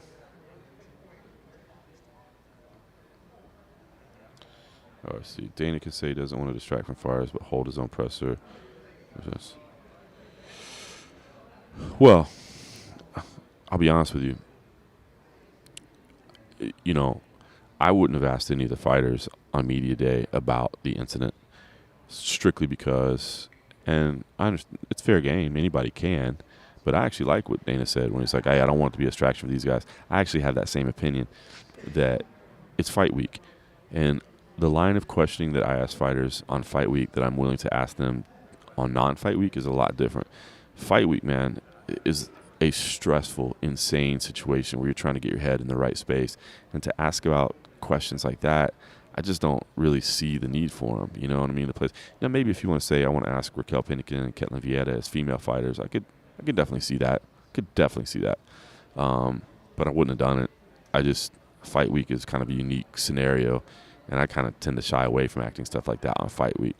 But outside of it. But to your point, I am glad that Dana came and talked to us the other day. But and I said it on the MMA Roadshow this week, if you still are of the mind that something needs to be done, you need to be focusing on Endeavor, you need to be focusing on Disney, ESPN, etc., because they're the ones that are going to have to stand in and do something at this point. I've said from the beginning, I'm of the mind that I don't think that he needs to be removed from his job. I don't think necessarily that a removal or a suspension does anything. I really would like to see some advocacy. I would really love to see that. I've said it on a couple podcasts, but I'll say it here for anybody that hasn't heard it. Over the holidays, my wife took to collecting Christmas presents, food, cooking utensils, clothes for 2 different women and their children who felt the time was right to get out of an abusive situation and didn't have the money to get into an apartment, didn't have the money to buy Christmas presents, except all those things. And man, it was just eye-opening. And in both situations, the child was scared of the kid too, or scared of the dad too. It had been abuse in one of them. I think in one of them, the situations, I don't even think the wife had been abused. I think the child had been abused, and the wife was like, "We got to get out of here," to protect their kid, as we all do as parents, want to protect our kid, which just made me feel awful, But man, when you hear those stories firsthand, how do you start over? They need help, and the UFC has incredible resources. Dana has incredible resources, and I would love to see some of those resources be ready. And the UFC does a lot of charitable stuff. We get press releases every pay-per-view where they do these 50-50 raffles, and they give away $50,000 to the boys club or whatever it may be. I would love to see that, So I don't know. That's where I hope we go from here.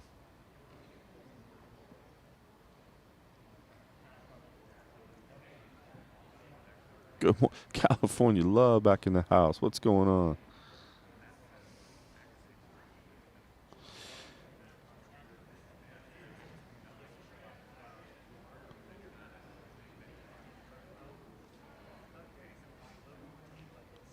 Oh, look, Nick, you're 100% right. The stories were going to be about Dana regardless. Dana is the biggest star in the sport. Just is. Maybe Connor's bigger, maybe. But for the most part, it's Dana. Especially on a card like this, a fight night card, first one of the year, no title fights, no number one contender fights. The story was always going to be about him. But the story was about how he did the TMZ statement and then was hiding, or was silent. I'm glad he came and spoke to us, to be honest with you. Denial, I've seen a lot of people say that. I don't think a lot of people understand Dana's role in the company. I think a lot of people are like, oh, Dana doesn't even do anything anymore. That's wrong. That's wrong. He does a lot behind the scenes. And he does a lot in terms of business relationships. He does a lot in terms of fighter relations. He does his weight, his word carries a lot with potential advertising clients. Again, we just said he's the biggest star in the sport, right? I mean, would the fights happen? Yeah, the fights would happen. Would the weigh-ins happen? Yeah, the weigh-ins would happen. It's not as if, there's hundreds of people that work for the company that know the operations. But ask people that work for the company what would happen. I see a lot of people on the outside that don't work for the company saying, that dude doesn't even do anything, man. If he was gone tomorrow, it'd be just the same. Come here and ask the people that work here. Come ask the advertising executives. Ask why when Ari and Endeavor bought the company that they had it written into the contract that he had to stay in order for them to buy the company. And then ask if they have that same opinion that if he's gone tomorrow, it'll do nothing. I disagree. Cali Gold in the house. Good to see all these old faces. It's been too damn long. I might just have to start doing a chat just to chat. Whether I'm at a weigh-in or not, man, I have to just chat just to chat.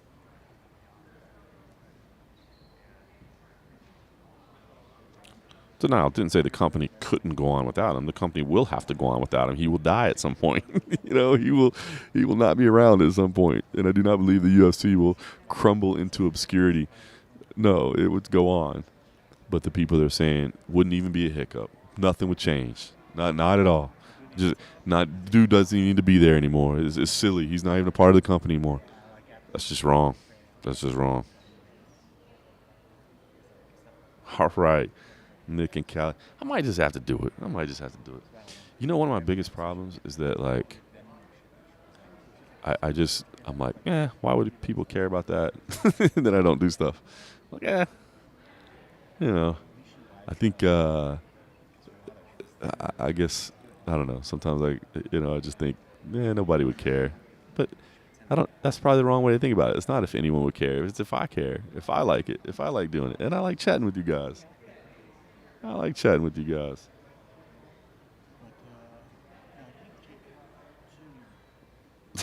Yeah, where's All Cast Man?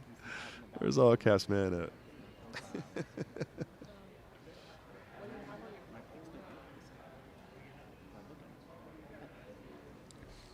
We're talking about maybe. No, I shouldn't even say that. Yeah. Absolutely, Nick. Appreciate that. I like talking with the fans, man. Stairway. Well said. Well said. Zach, good point as well. And guess what? That wasn't his call. That wasn't his call to put it on. I'm sure everybody thinks Dana wanted to put Dana's name on Dana White's Contender Series. That's not true. The people around it did because they knew what it would mean. That's the thing. It's a big star. You know what I mean? Like, I don't know. Like, it's a much smaller scale and a much different way to put it. But like, could Proper 12 whiskey go on without Conor McGregor? Yeah, of course. The people making the whiskey know how to make the whiskey. The people that make the bottles know how to make the bottles. The people that ship the product know how to ship the product. Would it go on? Absolutely. Is Proper 12 without Conor McGregor?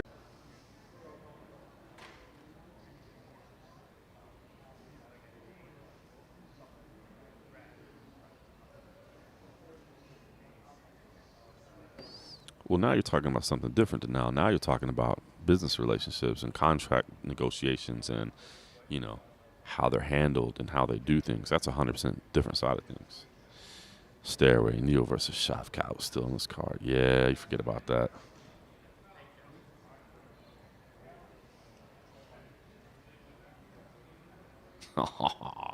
well done, Zach. Well done. That's a shame. Yeah, that's a shame.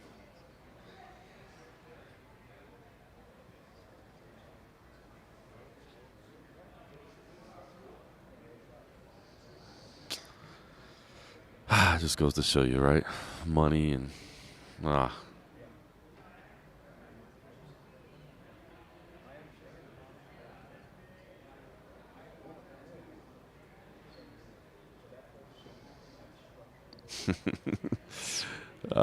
Shavkat. Shame. All right, so at this point, by the way, we're just sitting here talking, which is fun. I guess we are here for weigh-ins as well. Still waiting on Dan Argueta and Charles Johns. I still got 34 minutes left. And, of course, we should have the face-offs directly afterwards. We did lose Sajara Eubanks due to weight management issues, so that fight is not happening. And the most intriguing, I think, Nassourdine Imavov, 10 pounds lighter than Sean Strickland. So that's where we're standing in the weigh-ins. We got only 2 more. Oh, yeah, 2 more. At least it got rescheduled.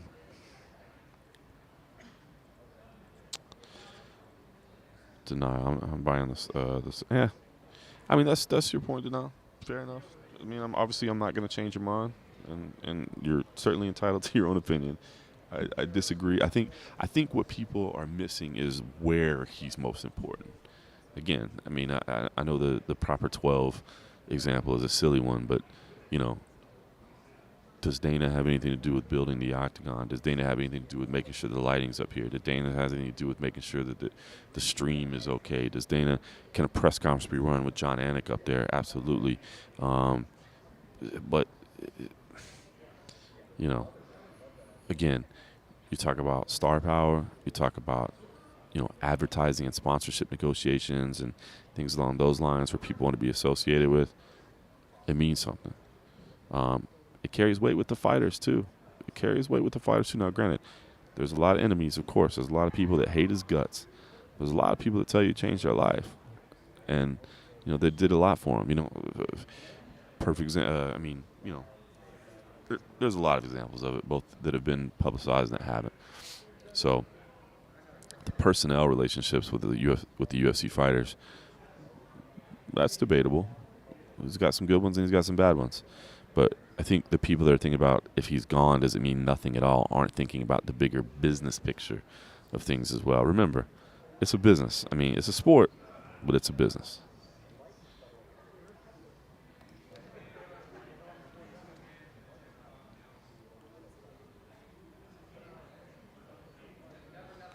Yeah, good call on the ONE FC card, Brad. I'm bummed about that. The Anissa Mexon fight is off. But there is ONE FC tonight. So, yeah, if anybody's looking for some top-level MMA tonight and you forgot, don't forget, Amazon Prime Video tonight. 2 kickboxing matchups at the top of the bill. It is in Thailand. So, but, I mean, it is one thing that I think is really cool about what ONE's doing is because they're dabbling in kickboxing, dabbling in Muay Thai, dabbling in submission grappling, they're able to get the absolute best in the world at those disciplines. And so you get to see some fun MMA, but then you get to see some absolute best in the world at those different disciplines. And I think it's cool. I like what they're doing. And it's on Prime Video. It's a good product, so check that out tonight.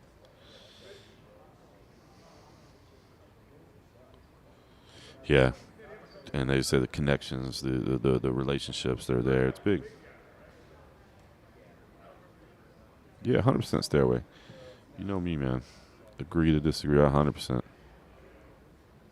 Everybody's entitled to their opinion. I always try to state my case, but I'll never try to tell somebody else, like, you're just wrong. You're an absolute idiot. Like, that's what I hate. That's what I hate about getting into discussions and stuff. Like, I like stuff like this where we can just talk and give opinion, but it's 100% true. It's like, just understand, some people are going to feel different than you. That's okay. That's okay. Unless it's, I think it's okay to be racist or something. Like, come on, dog. That's not okay. But you know what I'm saying? Difference of opinions. That's okay. Strickland's burner. I like that.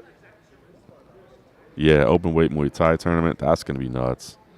And I love that they're reinvesting into Muay Thai in Thailand, man. I've told the story before, but like Muay Thai kind of really opened the doors for me to start my passion for MMA. So, they did get a replacement for Stamp. I didn't know that. I know when I went to bed last night, I know they were still kind of working on it. She did the ceremonial weigh-in by herself. It was kind of weird, I guess. I guess they just wanted to show, hey, she's still in the. I mean, obviously she's, it's a big one. She's from there, so just to have her on stage meant something. Yeah, Anissa Mexen didn't even show up for the weigh-ins. And I guess she posted that there were some family issues that she had to deal with. But it seemed like at the time, like, one didn't know. I don't know. It's a weird situation. Like, if it's a true family issue, then again, that's a situation too where, dude, if somebody says it was family related, man, I can't fault them at all. Family's everything. It really is everything, man. It really is everything. I started to realize that, man. Like,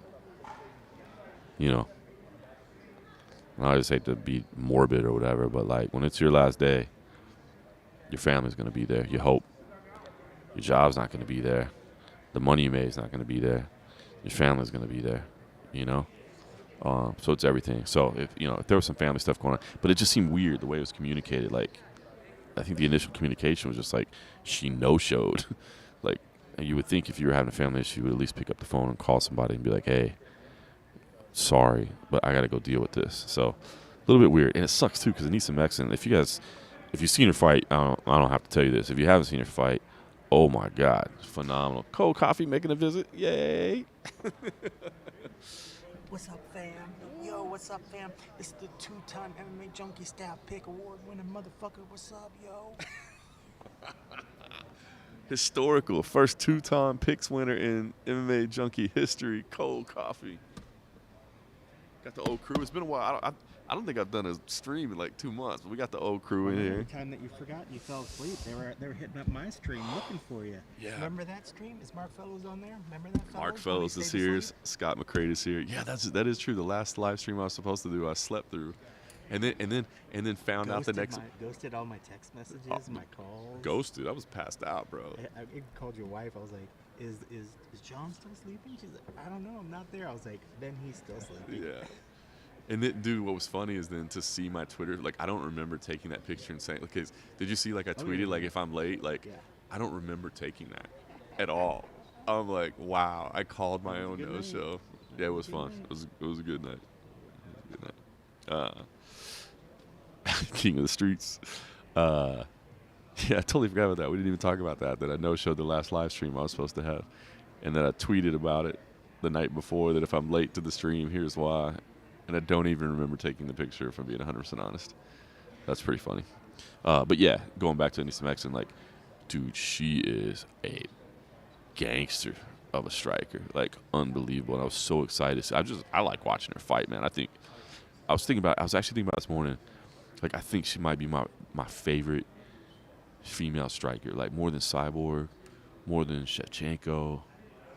Like, she's just solid. So I'm not trying to throw shade or anything. Like I said, if it's a family issue, dude, family. But it's just weird that it just seemed like nobody knew what was going on. So, anyway, damn shame. But, hey, Cold Coffee. Yeah. When does that card tonight air in U.S. time? The Prime one?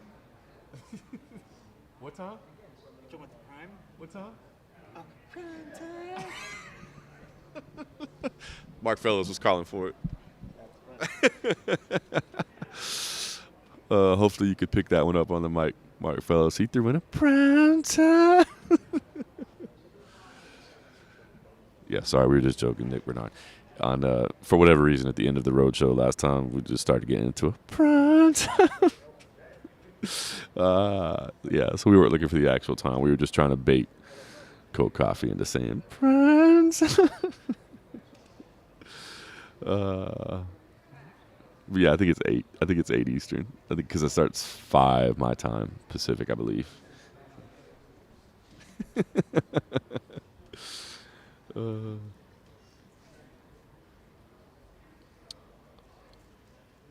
So yeah, Bribe, yeah, 100% agree, right?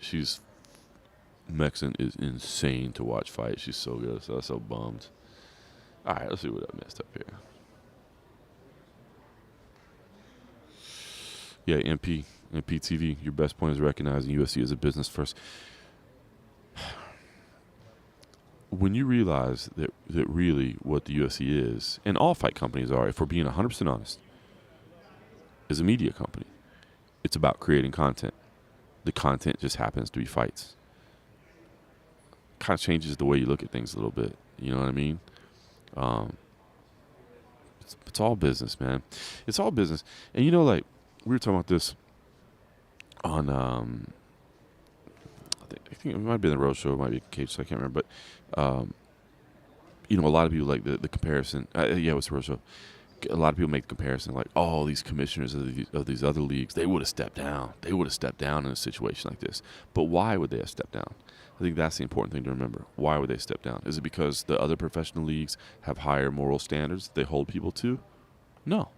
It's because the other commissioners, and I shouldn't say other commissioners, the commissioners, because Dana, of course, is not a commissioner. But the commissioners of these other leagues, they're representing these 30, 32 teams or whatever that are in their league. The reason that and I agree, they would step down. But the reason they would step down is because you'd have 32 team owners saying, hey, man, you're messing with my money.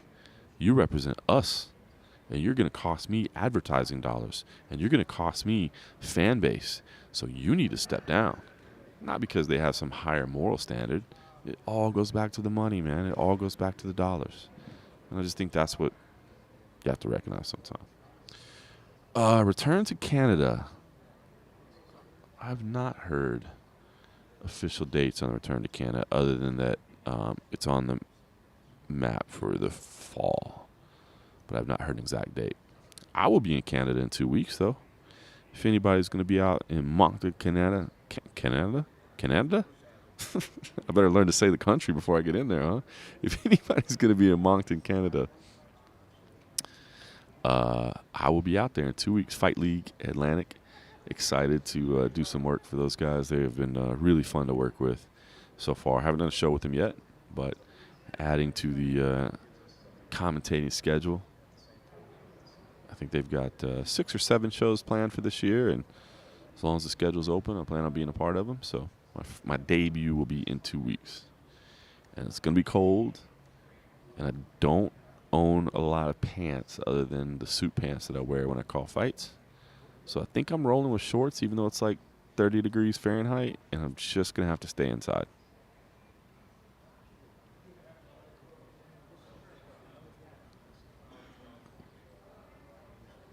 Thank you, Scott. Appreciate you. I'm waiting to see if they posted. I did an interview with their owner yesterday, just kind of a get-to-know-you type thing to help introduce to their fan base or what have you. It was a fun conversation. So far, man, like I said, we haven't done a show yet and looking forward to doing a show, but so far, man, all the interactions, I've been with top-notch people. Top-notch people. Really fun. Zach. I see what you're getting at. I hope so. I think Rob Haydack had posted at some point. You think we're going to wait till March 31st? I hope we're not waiting until March 31st. I do think we're supposed to have a Tough Enough in February. But waiting on that to be official as well. All right. Here comes Jeff Mullen. 2 fighters left to weigh in. Do we get them both? Do we get one of them? We shall see.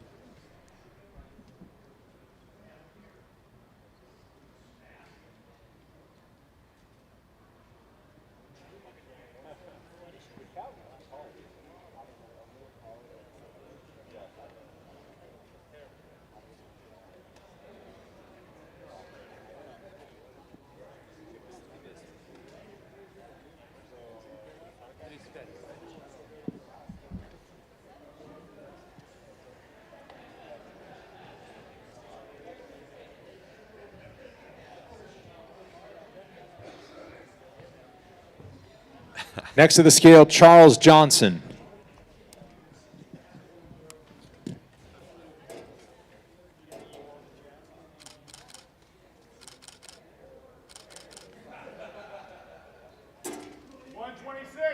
Official weight 126 pounds for Charles Johnson.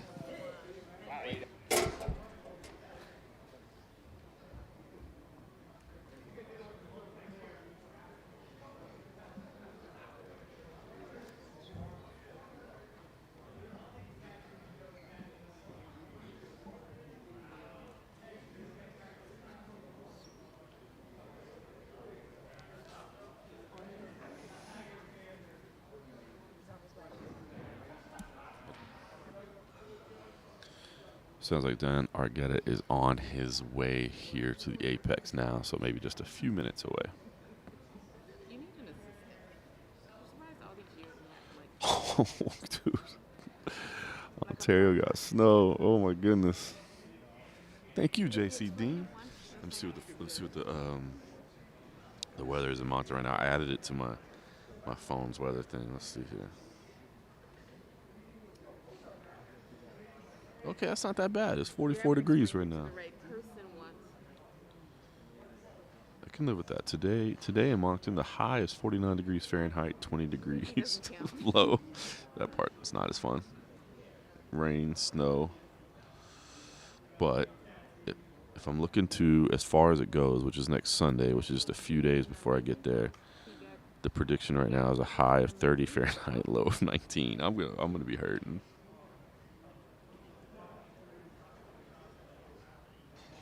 Oh my goodness. Now here's one I didn't think about. The sunrise is 7:57 a.m. and the sunset is 4:57 p.m. So there's only 9 hours of daylight. That person acted like working. I remember when we used to go to Sweden a lot. Well, not a lot, but like once or twice a year. There would be those days where like the sun wouldn't really set, like, or for maybe like just for a little bit, and then you would hear about what was that town in the north? We met. Oh gosh, old school. We met these miners, these young kids. They were kids, man. They were big MMA fans, and they were miners, and they were from way up north, and they were telling us about how like there you get, depending on the season, either 24 hours of daylight or 24 hours of darkness. That's crazy. Nick Bernard, Canadian problems.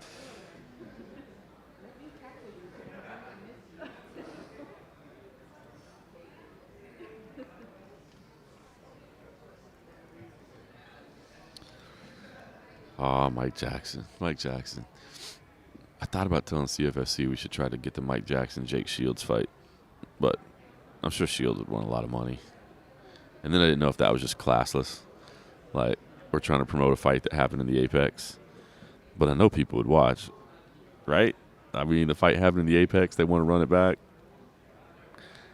Those two dudes, it seems like people love or hate.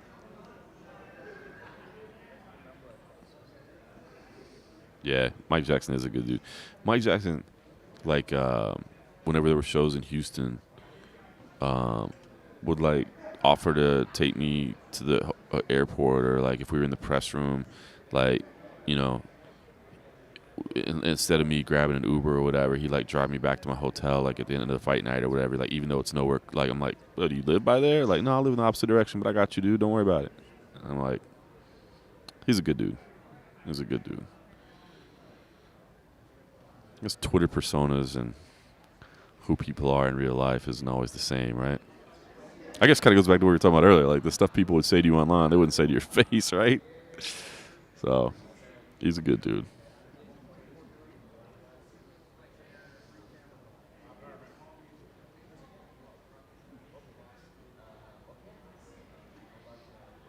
All right, so just waiting on Dan Argetta right now.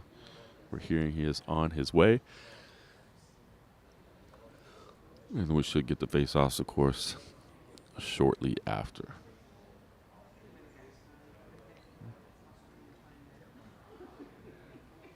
Kind of interested to see Strickland and Imavov next to each other, see if that 10 pounds is noticeable.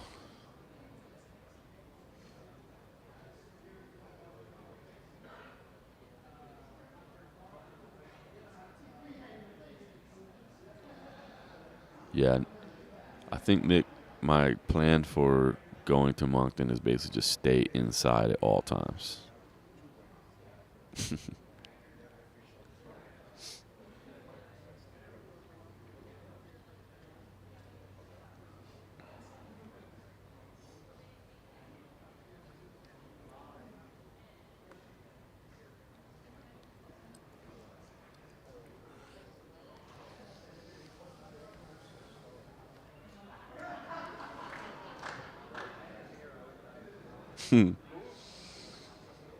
Yeah, JC, man, I was needing some fights. All the bad news. We were talking about it off the top, man. All the bad news and all this crap.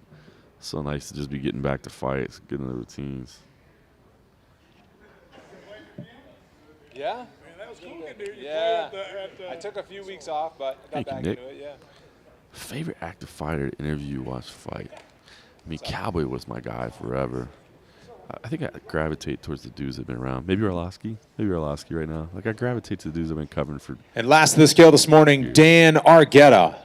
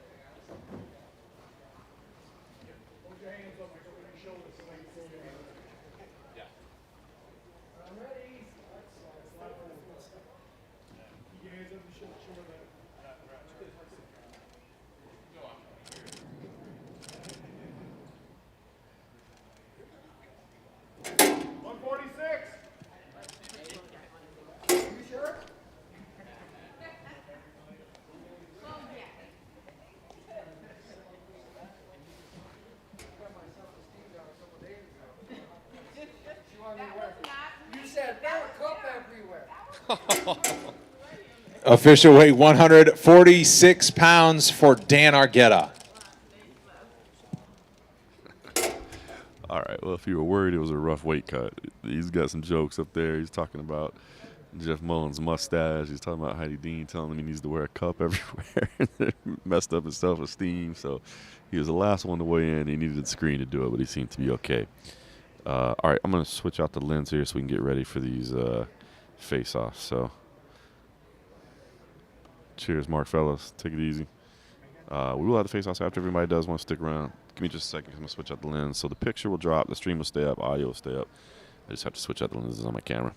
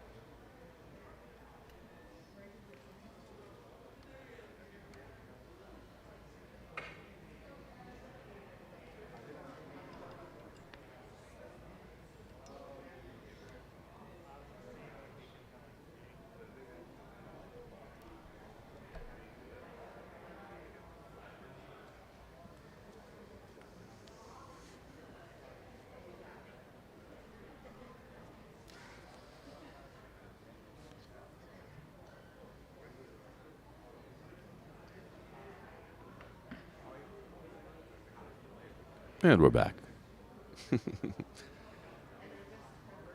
Appreciate everybody that joined in.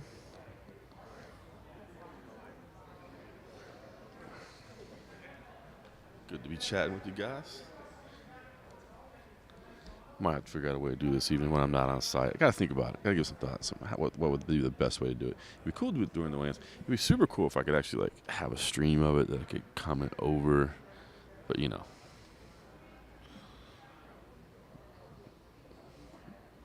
Maybe just pirate somebody else's stream. I mean, legally, of course. Like, give them credit. You know what I mean? Like, but who knows?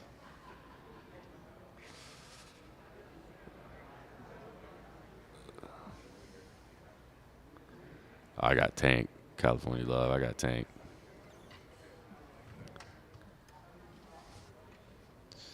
Yeah, only one miss, or would have been missed. Shame, man. It really is a shame. I don't know what you do if you're Sajar right now. I don't know what the next move is. I guess 35.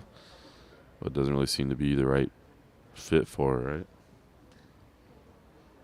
I mean, clearly she's had some struggles there. Doesn't feel comfortable there. Shame. Shame, shame.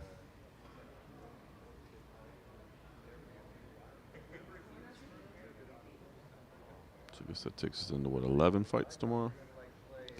11 fights. Now everybody's weighed in, stay away. We're good. We're getting ready for the face-offs now. So everybody is good. Argetta was the last one to weigh in, but as I was saying, he was making jokes and having fun. So it seemed to be just fine. Seemed to be just fine.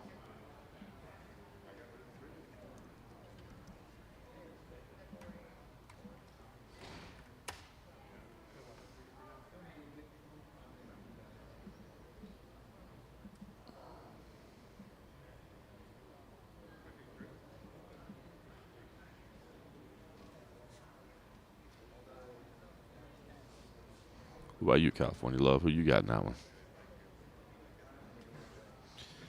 Oh, Chandler, Arizona. JC Dean.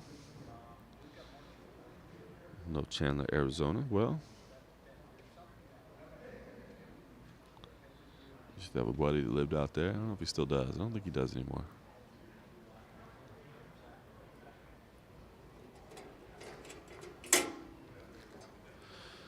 Get the scale removed. Get ready for these face-offs.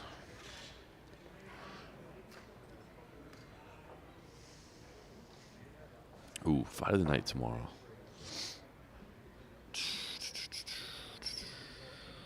Well, I guess Ribeiro and Al Hassan could be, unless it gets over like really, really fast. Ige and Jackson definitely seems to be a candidate to me. Two super exciting guys.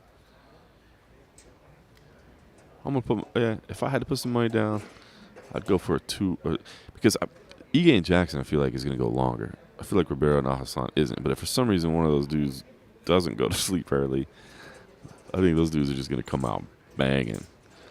But that feels like it could be one of those ones that's over pretty fast. And obviously, normally fight of the night, you're kind of thinking, extended back and forth battle, little ebbs and flows. So I'm gonna go with Ige Jackson. Uh-oh. California Love went Ryan Garcia all day.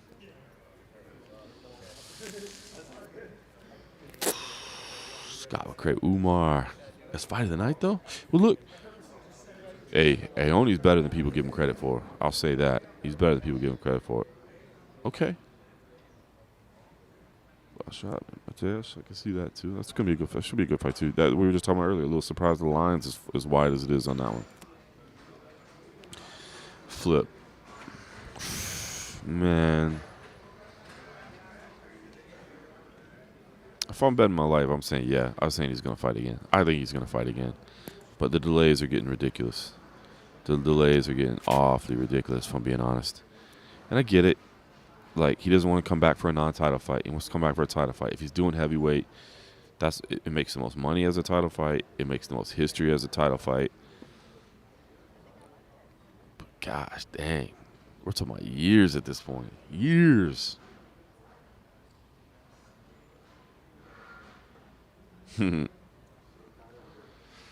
John Cyril. I saw that tweet the other day. I don't hate it. You know, interim title. Cool. Still allows. I mean, I guess that's a asterisk at that point as to why he's a 2-division champion, but still a 2-division champion, right? Even if one's an interim title, especially given the circumstances.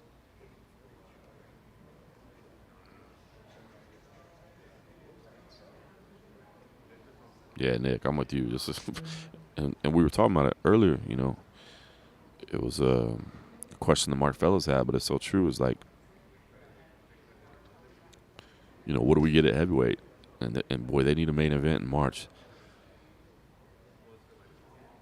So I'm definitely not ruling it out. I definitely don't think that tweet was a just pure random. Oh, this could never happen. Let's throw out some fantasy. You know what I mean? They need something. What's wrong? No, just try to find Oh. I agree, Nick.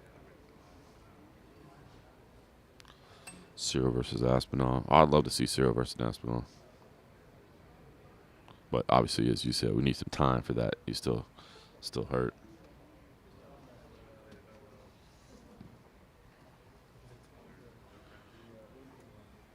Yeah, Cachoeira Eubanks is off.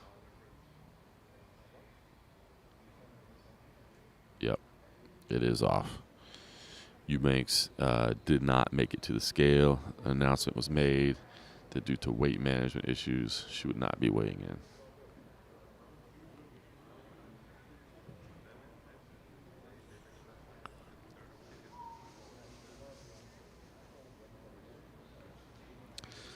Tough stairway because it's just timing. What's available at the time. I mean, he gets a big matchup. There's no question about it. He gets a big matchup. So you just got to see, like, you know, which big name is it matched up at that point.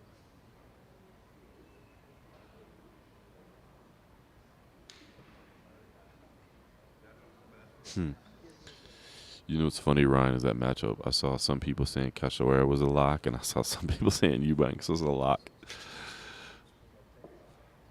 But not happening either way. Yeah, it's a tough matchup for Ty. That's a tough matchup for Ty. That was like the you know, the kind of flip side of Ty shooting up the ranks is that, like, there's a lot of really good wrestlers up at the top there. Make it tough. So, but fortunately, Ty's game. He's not gonna turn anybody down. That's why, you know, that's one of the reasons everybody loves Ty Tuivasa, right? Dude's not gonna turn down a fight, but yeah, that's gonna be tough. But yeah, top 10 matchup for sure.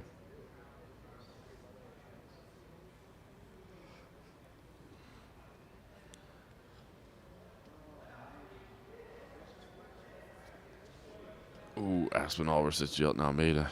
That's a great fight. I think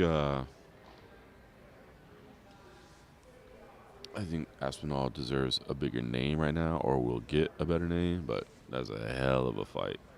Hell of a fight. Jelton Almeida looks like the real deal to me. No question. Zach Kaufman, UG vertically. That's a good idea. That's a good idea. It's just time management right now. If I'm being 100% honest. Well, I love the idea. I love those guys over at Verdict. I like the people. I like the product. I don't do much of it. I participate a little bit, but yeah, stretched thin is an understatement these days. But I'm doing my best to hold it together.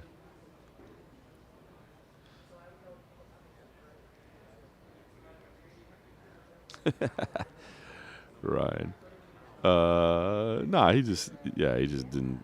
It's I think it's just not having a cut. He looked good to me, so I don't think it's an issue. I was, to be honest with you, I didn't realize that Imavov's walk around weight was that light.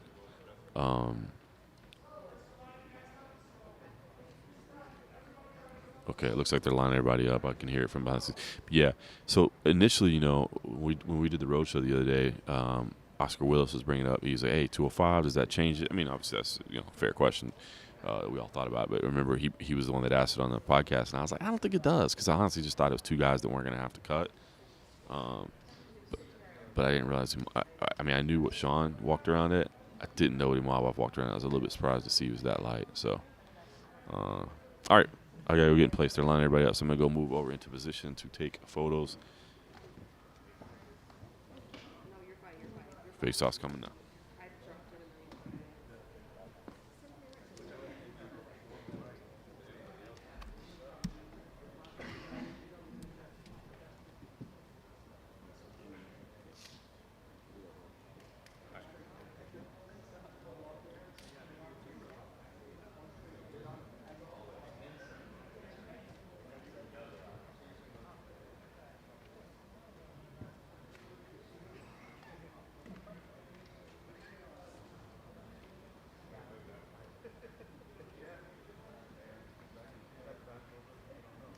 Where can I stand that'll be most in your way?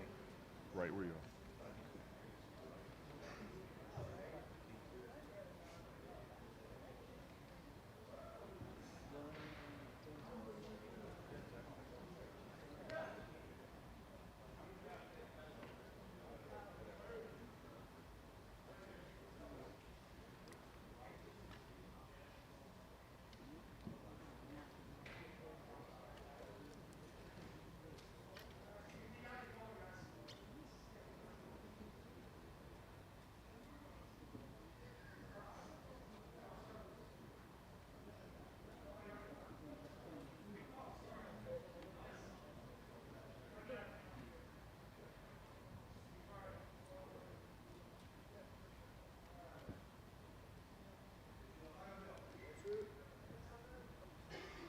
It's a gal.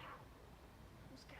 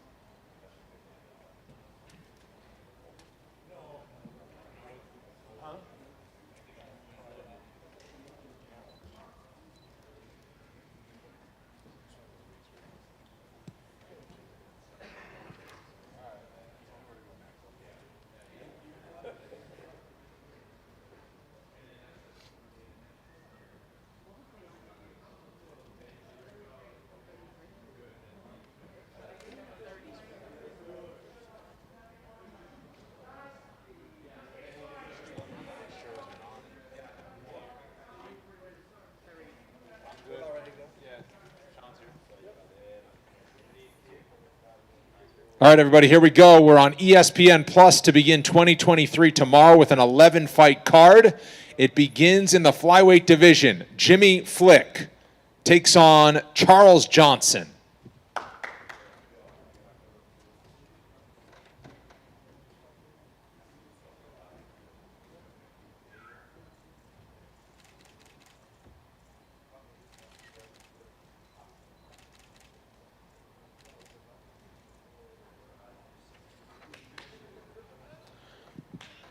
Up next, we're in the featherweight division. Nick Aguirre takes on Dan Argueta.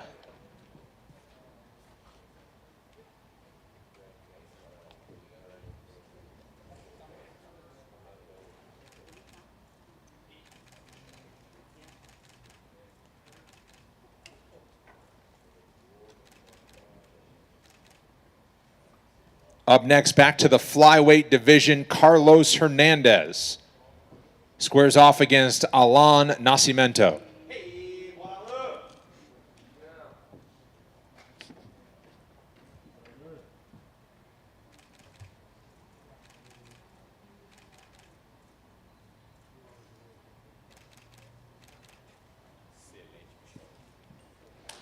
Up next, we're in the lightweight division. Nick Fiore takes on Mateusz Ranbecki.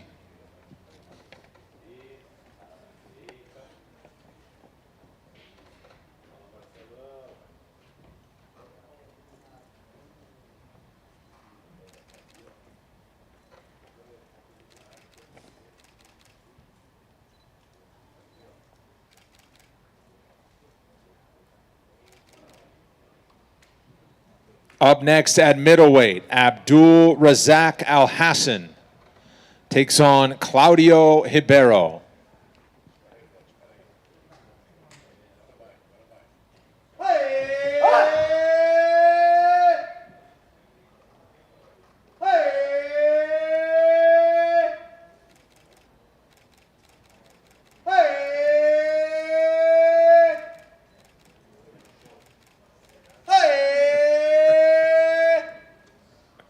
Our featured prelim is at bantamweight. Mateus Mendonce takes on Javid Basharat.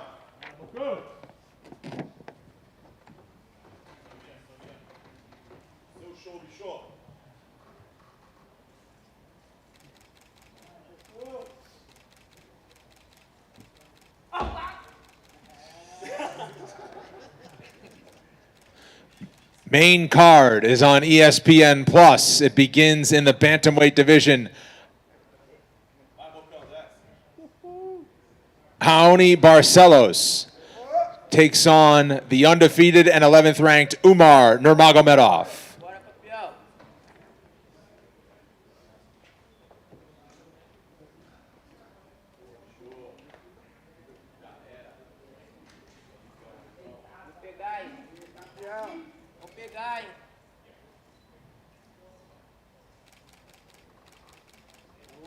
Up next, a top 5 clash in the women's bantamweight division. 5th ranked Raquel Pennington takes on 2nd ranked Ketlin Vieira.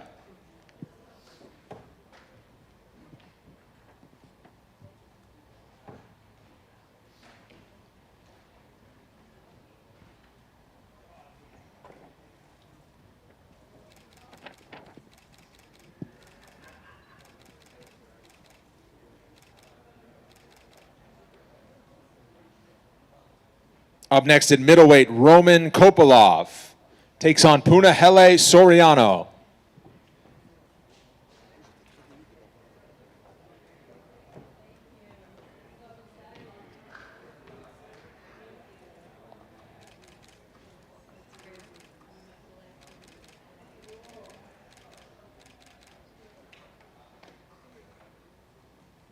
Our co-main event is at featherweight. Damon Jackson takes on 13th ranked Dan Ige.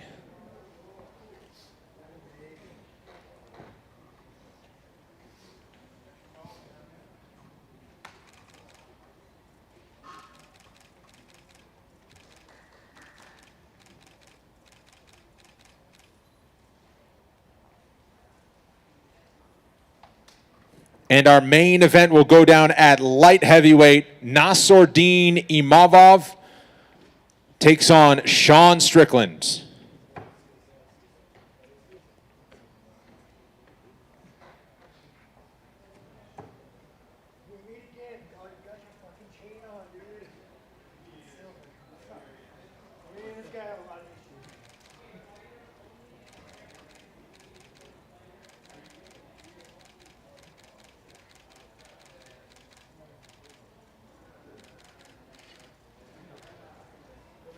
Five rounds in a light heavyweight bout between Nassourdine Imavov and Sean Strickland. We'll see you tomorrow on ESPN Plus.